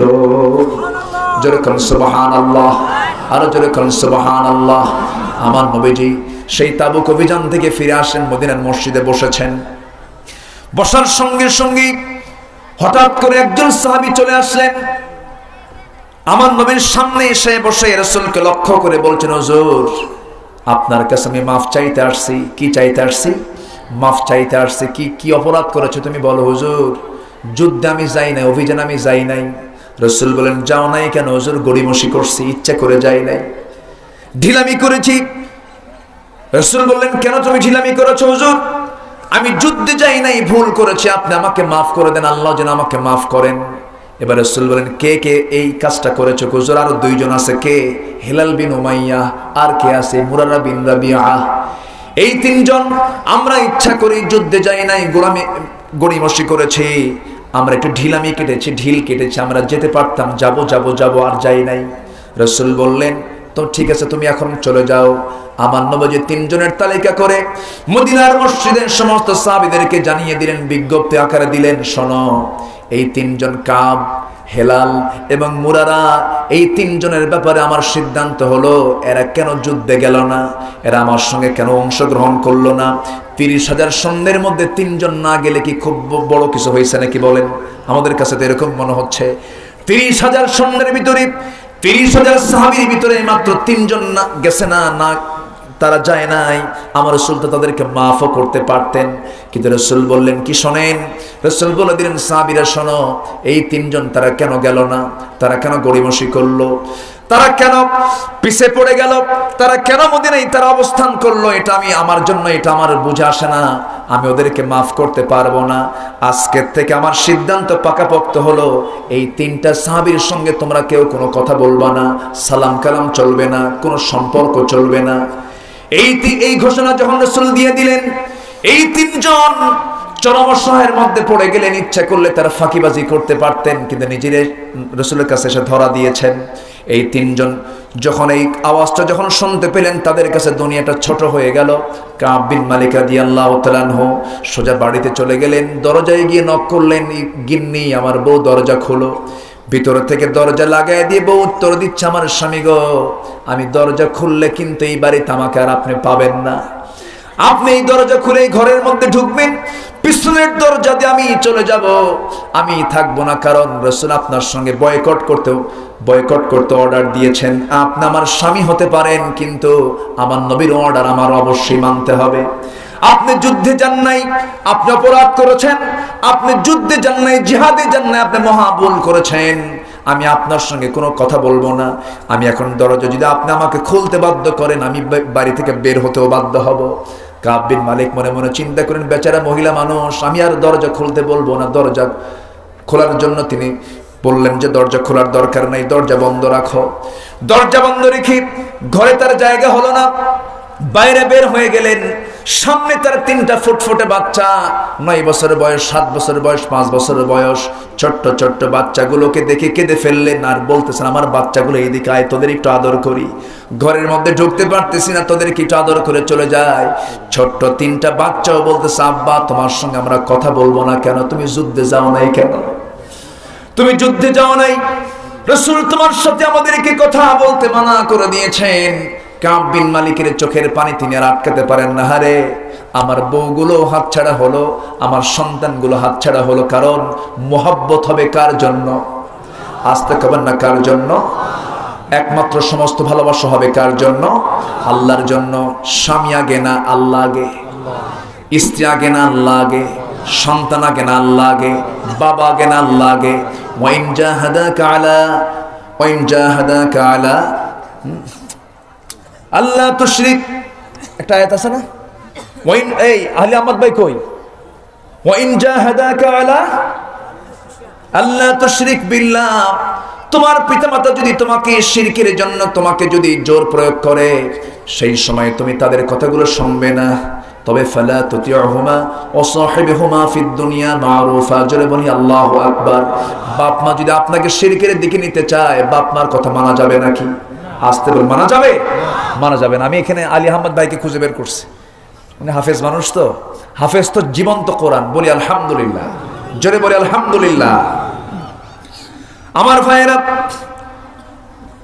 বাপ মা আগে নয়, ভাই বোন আগে নয়, স্বামী আগে নয়, স্ত্রী আগে নয়, সন্তান আগে নয়, সবার আগে কে বলেন? আসতে বলবেন না কে? নাম্বার 2 হচ্ছেন মুহাম্মদ সাল্লাল্লাহু আলাইহি ওয়াসাল্লাম। কাব বিন মালিক বউকে হারায় ফেললেন কার জন্য? আসতে বলবেন না কার জন্য? তিনি আল্লাহর একটা হুকুমকে তিনি অমান্য করেছেন, নবীর হুকুমকে তিনি অমান্য করেছেন। বউ তার সামনে থেকে চলে গেল, সন্তানগুলো ছোট্ট ছোট্ট বাচ্চা, তারাও চলে গেল। তিনি সম্পূর্ণ একা হয়ে গেলেন। তিনি যেদিকে চোখ যায় সেই দিকে চলে গেলেন। ওইদিকে হেলাল বিন উমাইয়ার বয়স 69 বছর। কত বছর বলেন? 69 বছর। 69 বছরের যুবক হয় না বুড়া হয়? বুড়া মানুষ। 69 বছর বয়স হয়ে গেছে। 69 বছর বয়সের সেই লোকটা সাহাবী হেলাল বিন উমাইয়া যখন শুনতে পেলেন রাসূল তার বিরুদ্ধে বয়কট করেছেন, সাহাবীরা তার সঙ্গে কথা বলছেন না। তিনি করলেন কি, খেজুরের পাতা দিয়ে বানানো একটা দড়ি, শক্ত দড়িটা হাতের মধ্যে নিলেন। দড়িটা হাতের মধ্যে নিয়ে মদিনার মসজিদের সামনে চলে গেলেন। একটা খুঁটি তিনি ধরলেন, শক্ত খুঁটিতে ওই দড়িটা বেঁধে দিয়া দড়ির সঙ্গে তিনি তার নিজের 2 হাত নিজেই বেঁধে ফেললেন। নিজে বেঁধে আটকে ফেলে বলতেছে, হেলাল রে, তোর মতো বড় আসামি এই দুনিয়াতে আর নাই। জোরে কোন আল্লাহু আকবার। নামাজ কি পড়ে নাই? আস্তে কোন কেন? নামাজ কি পড়ে নাই? রোজা কি রাখে নাই? হজ কি করে নাই? যাকাত কি দেয় নাই? দান সাদকা কি করে নাই? সব করেছেন। কিন্তু হেলাল বিন উমাইয়া নিজেই নিজের হাত 2টা বেঁধে ওই খুঁটির সঙ্গে বেঁধে রেখেছেন আর বলছেন, হেলাল রে, তোর মতো গুনাহগার বান্দা এই দুনিয়াতে আর নাই। তিনি বসে আছেন মসজিদ নববীর সামনে, খুঁটির সঙ্গে নিজের হাত নিজেই বেঁধে নিজেকে আসামি বানাইয়া তিনি বসে আছেন। সাহাবীরা হাসতে হাসতে মসজিদের দিকে আসে, কিন্তু হেলালের দিকে যখন তাকায় হাসিটা বন্ধ হয়ে যায়। হেলাল রাদিয়াল্লাহু তাআলা তিনি সালাম দেন, কিন্তু সালামের জবাব তারা দেয় না। মনটা তার অস্থিরতা পোষণ করে, চরম ছটফট করতেছিল। এরকম করে চলতে চলতে 40টা দিন পার হলো, 50টা দিন পার হয়ে গেল। আর একজন সাহাবী মুরারা বিন রাবিয়া, তিনি তো কোথাও নাই, তিনি পাহাড়ি গুহার মধ্যে সেজদার মধ্যে পড়ে পড়ে কাঁদতেছেন, আল্লাহর কাছে রোনাজারি করছেন। এক পর্যায়ে আল্লাহর দরবারে কাঁদতে কাঁদতে কাঁদতে কাঁদতে 3জন বান্দা, 3জন সাহাবীর এক পর্যায়ে দোয়াটা আল্লাহর দরবারে মঞ্জুর হয়ে গেল। আমার নবীর কাছে সূরা তওবার ওই আয়াতটা নাযিল হলো, ওয়া আলাস সালাসাতিল্লাযিনা খুলিফু। জোরে বলি আল্লাহু আকবার। ওই 3জন যারা পিছনে ছিল, যুদ্ধে যারা যায় না, হে রাসূল, তারা তো তওবা করেছে, আপনি তাদের বিরুদ্ধে বয়কট করেছেন, ভালো কথা, কিন্তু তাদের তওবা আমার কাছে দারুণ পছন্দ হয়েছে। আমার দরবার, আমার অফিস, আমি তাকে মাফ করে দিলাম। জোরে কোন সুবহানাল্লাহ। দুনিয়ার কেউ না মাফ করলো, মাফ করার জন্য কে আছেন? কিন্তু এখান থেকে একটা শিক্ষা আমরা নিলাম। সেই শিক্ষাটা হলো, নামাজ পড়লেই জান্নাত পাওয়া যাবে না, রোজা রাখলেই জান্নাত পাওয়া যাবে না, হজ করলেই জান্নাত পাওয়া যাবে না, যাকাত দিলেই জান্নাত পাওয়া যাবে না। কিন্তু জিহাদের ডাক এসেছে, সাহাবীরা শুধু গড়িমসি করেছেন, রাসূল তাদেরকে মাফ করেন নাই। এই জন্য জিহাদের গুরুত্ব আছে না নাই? আসতে বলবেন না, আছে না নাই? আছে।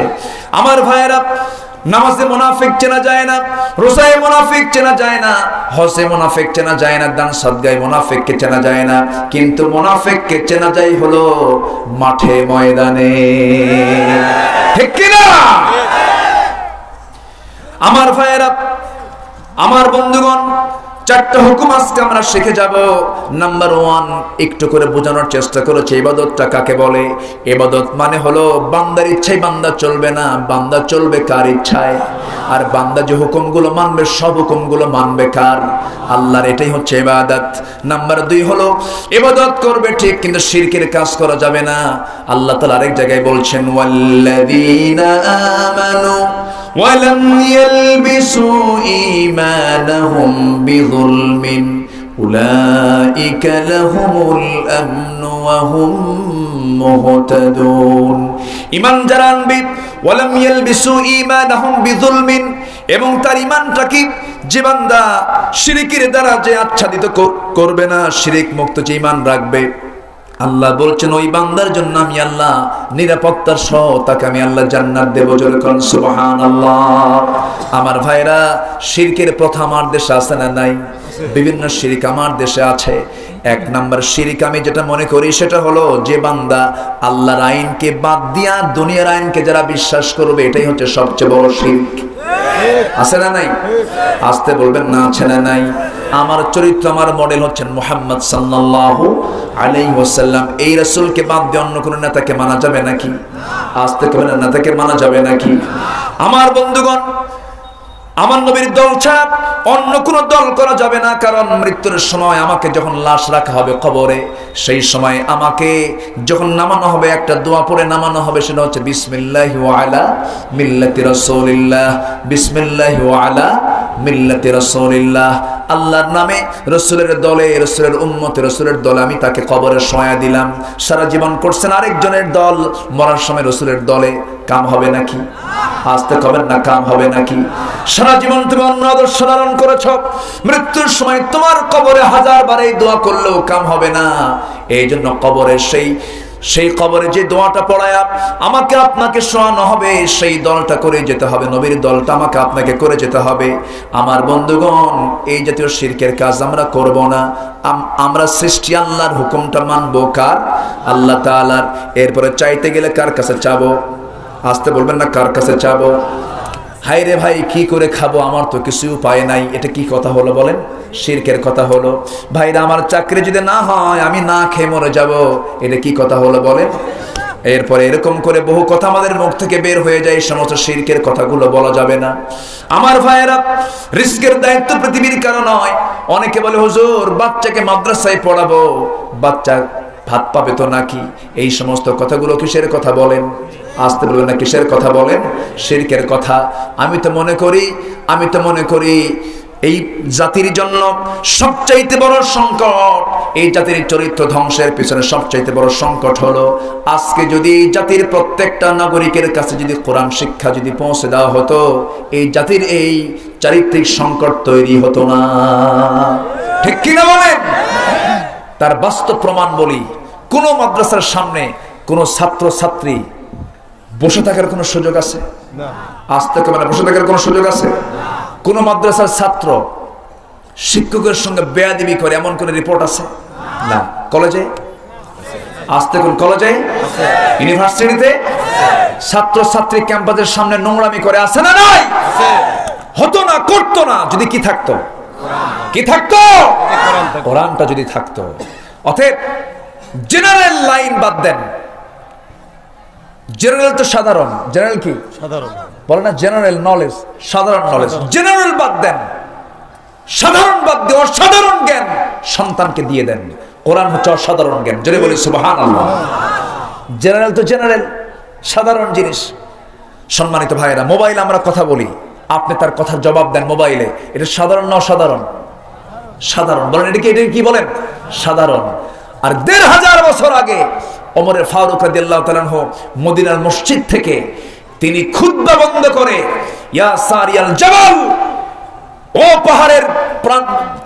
পাহাড়ের পাদদেশে থাকা মুসলিম মুজাহিদরা সতর্ক হয়ে যাও, তোমাদের অপর প্রান্তে কিন্তু শত্রু তোমাদের গতিবিধি লক্ষ্য করছে।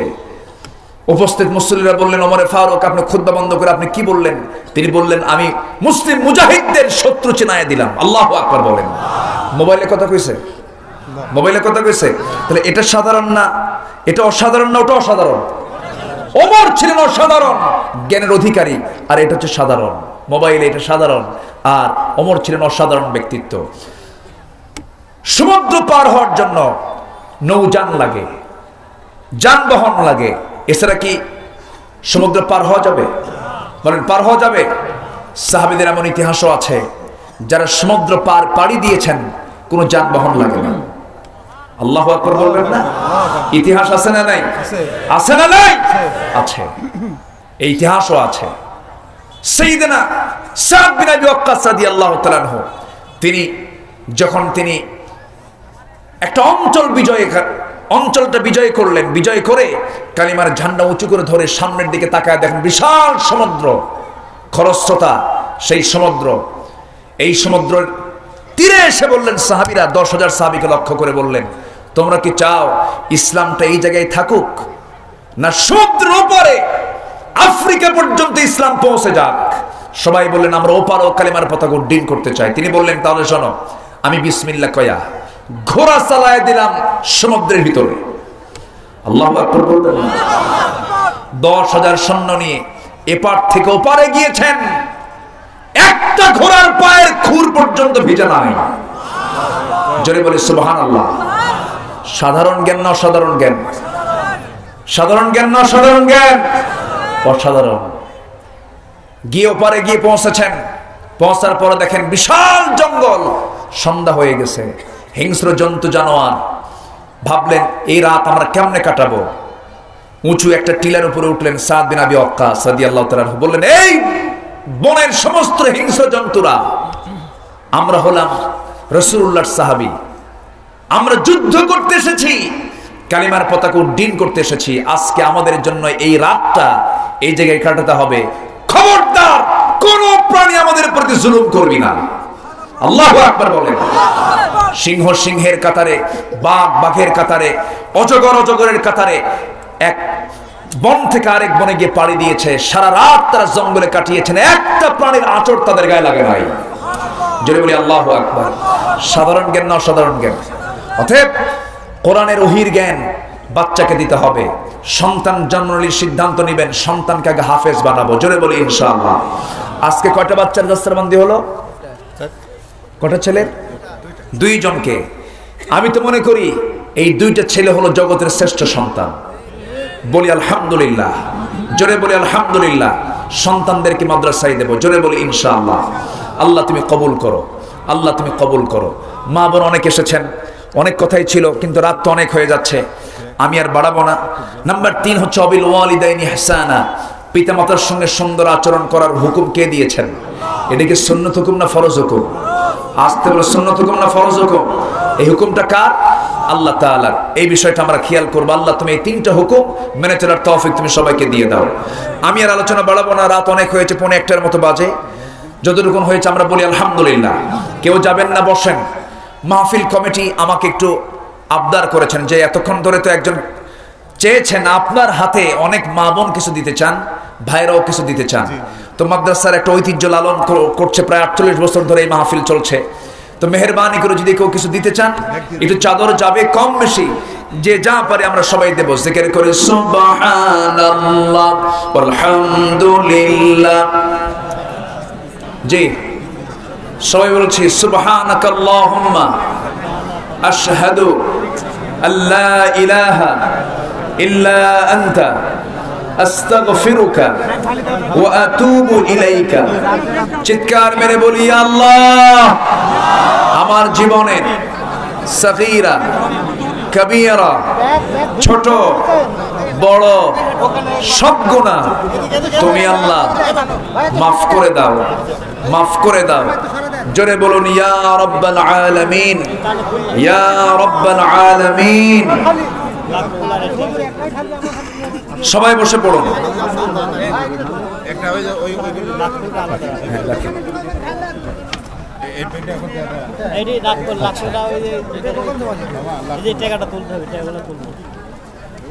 জি সবাই বসুন। আমি সবার কাছে দোয়া চাই, সবাইকে আমার জন্য দোয়া করবেন যে আমিও দোয়া করি। যে আরেকজন দিয়েছেন নাকফুল, কোথায় নাকফুলও রাখেন? আলহামদুলিল্লাহ। জি আমরা আল্লাহর কাছে চাবো, আল্লাহর কাছে প্রার্থনা করব। আরেকটা ঘোষণা, রাজশাহী থেকে তাহজিব প্রকাশনী এসেছে। রাজশাহী থেকে তাহজিব প্রকাশনীর আমরা আলী আহমদ আকন্দ ভাই নিজেই এটার স্বত্বাধিকারী, তিনি এসেছেন। তার প্রকাশনী থেকে আমার রচিত কিছু, আমার সংকলিত কিছু বই এখানে আসছে। একটার নাম হচ্ছে আদব, আরেকটা দৈনন্দিন জীবনে 500 হাদিস, আরেকটা হচ্ছে ইসলামিক নলেজ। অনেক প্রশ্ন জমা হয়, সেই জমাকৃত প্রশ্নগুলোকে এক জায়গায় করে উত্তর দেওয়ার চেষ্টা করেছে সংকলিত একটা বই, ইসলামিক নলেজ। আরেকটা হচ্ছে আদব বা শিষ্টাচার, আরেকটা হচ্ছে 500 হাদিস। এটা আপনার মঞ্চ থেকে এবং গাড়ি থেকেও আপনার সংগ্রহ করতে পারবেন। আপনার মেয়ের জন্য, আপনার স্ত্রীর জন্য, পরিবারের জন্য আমার মনে হয় কিছু হলেও উপকার হবে। জি ও বইগুলোর দাম হচ্ছে 50 টাকা করে, আপনারা সংগ্রহ করতে পারবেন ইনশাআল্লাহ। জি জি আসুন আমরা আল্লাহর কাছে চাবো, আল্লাহর কাছে প্রার্থনা করব, আল্লাহ যেন আমাদের সকলের গুনাহগুলোকে মাফ করে দেন। জি বইগুলো আপনারা গাড়িতেও পাবেন, মঞ্চেও পাবেন, পাশে গাড়ি আছে, গাড়িতেও আপনারা পাবেন। জি আসুন আমরা দোয়া করি। আমরা চাইবো কার কাছে? আল্লাহর কাছে। আসুন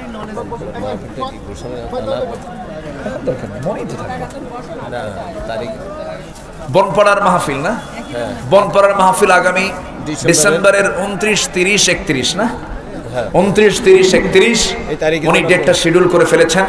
29, 30, 31 ওনার বলার উদ্দেশ্য হচ্ছে আশেপাশে যেন 29, 30, 31 কোনো মাহফিল না হয়। আপনিও থাকবেন বলে। জি, আমিও থাকার কথা আছে, কিন্তু থাকার কথা থাকলেও আমার থাকা হয় না। থাকতে হবে। থাকবো এবার, দেখা যায় আল্লাহ যদি তৌফিক দেন আমি থাকবো ইনশাআল্লাহ। থাকবে মোস্তফা মাহমুদ। জি, সম্মানিত ভাইয়েরা, আসুন আমরা এখন দোয়া করব। আমরা চাইবো কার কাছে? আল্লাহর কাছে আমরা চাইবো। মেহেরবানি করে জি আসুন আমরা আল্লাহর কাছে চাই, আল্লাহর কাছে প্রার্থনা করি। জি, দোয়া। দোয়া থেকে যাবো, দোয়া আপনি দোয়া করে দেন না। আলহামদুলিল্লাহ, মেয়েরাই তো ফার্স্ট। পাত্র মসজিদে 8 বছর মহিলাদের দানই বেশি। ঈদের দায়িত্ব আছে প্রতিবেশী, এবং আমি নিজে মাহফিল করি। হাবিবুল্লাহ কাউসারি ভাই সব থেকে কাছের মানুষ, ঈশ্বর। একটা তো অরণকোলা। জি জি জি জি জি জি, আমরা দোয়ায় শামিল হই। দোয়া, আল্লাহুম্মা আমিন। রব্বানা যালামনা أنفسنا وإن لم تغفر لنا وترحمنا لنكونن من الخاسرين ربنا لا تزغ قلوبنا بعد إذ هديتنا وهب لنا من لدنك رحمة إنك أنت الوهاب গভীর রাত, নিঝুম রাত, ঝিমানো রাত্রিতে চাঁদের মতো হাজারো মুসলমান নরনারীকে নিয়ে তোমার কালামের দুটি আয়াতকে সামনে রেখে ইবাদতের তাৎপর্য নিয়ে কিছু আলোচনা করার চেষ্টা করেছি। গুনার বোঝা মাথায় নিয়ে দুটি হাত তুলেছি। আল্লাহ, গুনার দিকে নজর দিও না, বান্দা মনে করে তামাম জীবনের সমস্ত গুনাহগুলোকে মাফ করে দাও। জনম দুঃখিনী মা যারা চলে গেলেন, জিন্দেগির গুনাহগুলো মাফ করো, কবরগুলোকে জান্নাতের টুকরা বানাইয়া দাও।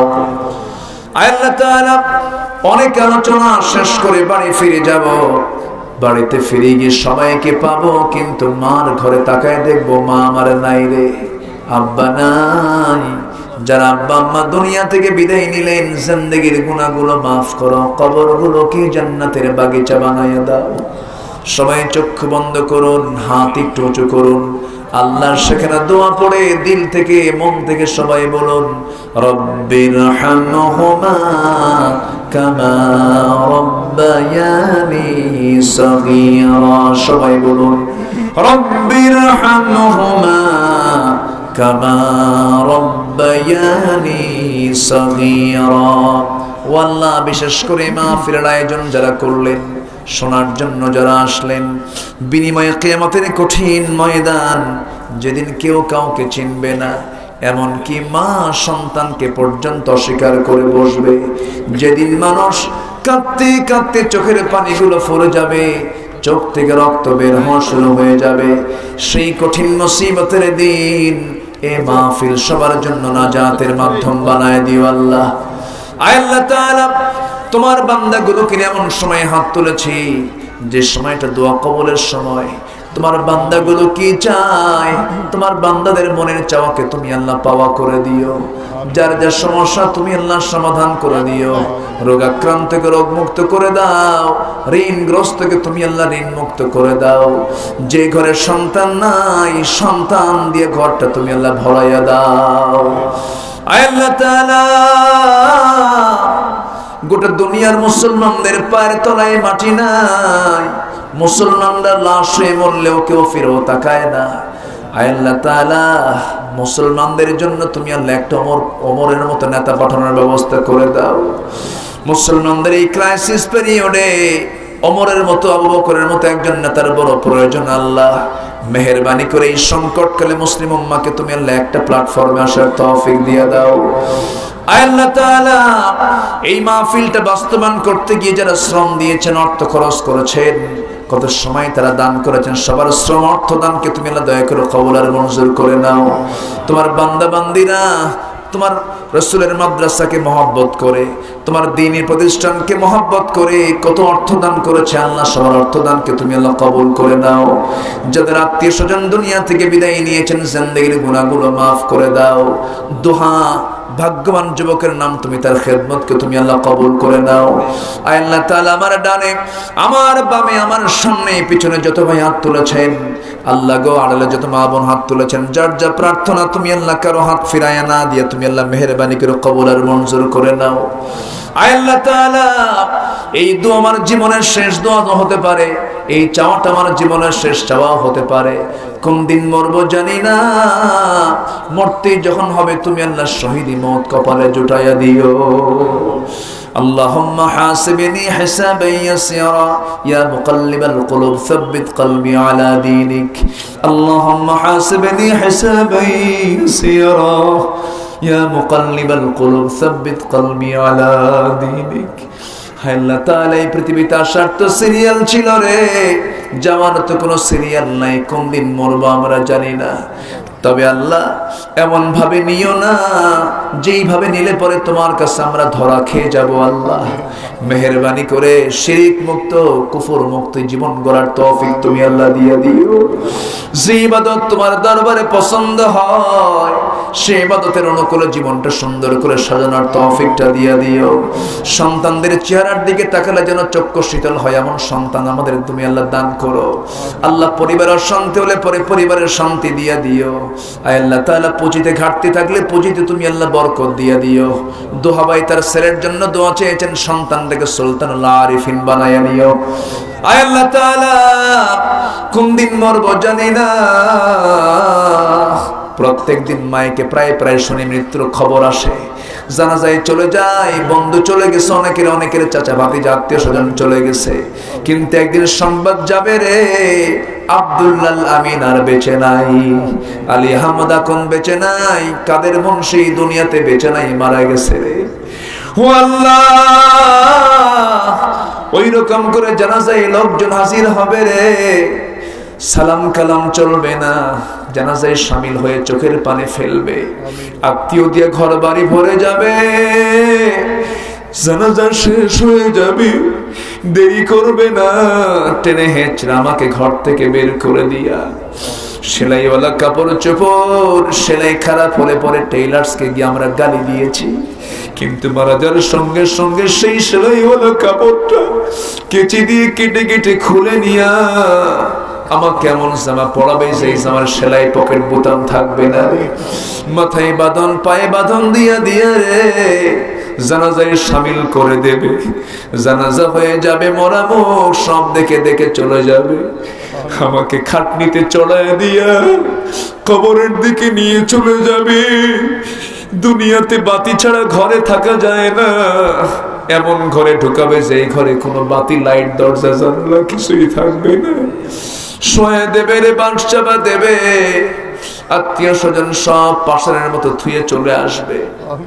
আল্লাহ গো, 24 ঘন্টা যাবে না, মাথার চুলগুলো খসে খসে পড়বে, চুলে কত শ্যাম্পু দিয়েছি, চুল আর থাকলো না রে, এই তেল এই সাবান কত চামড়ায় লাগিয়েছিলাম, 3 দিন যাবে না, চামড়াগুলো গলে গলে পোকার পেটে খাবার চলে যাবে।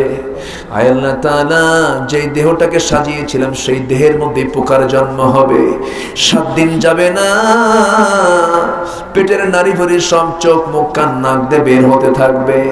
ও আল্লাহ, সর্বশেষ 3টা মাস দেখা যাবে কবর করে, কয়েকটা হাড় ছাড়া কিচ্ছু নাই রে আল্লাহ।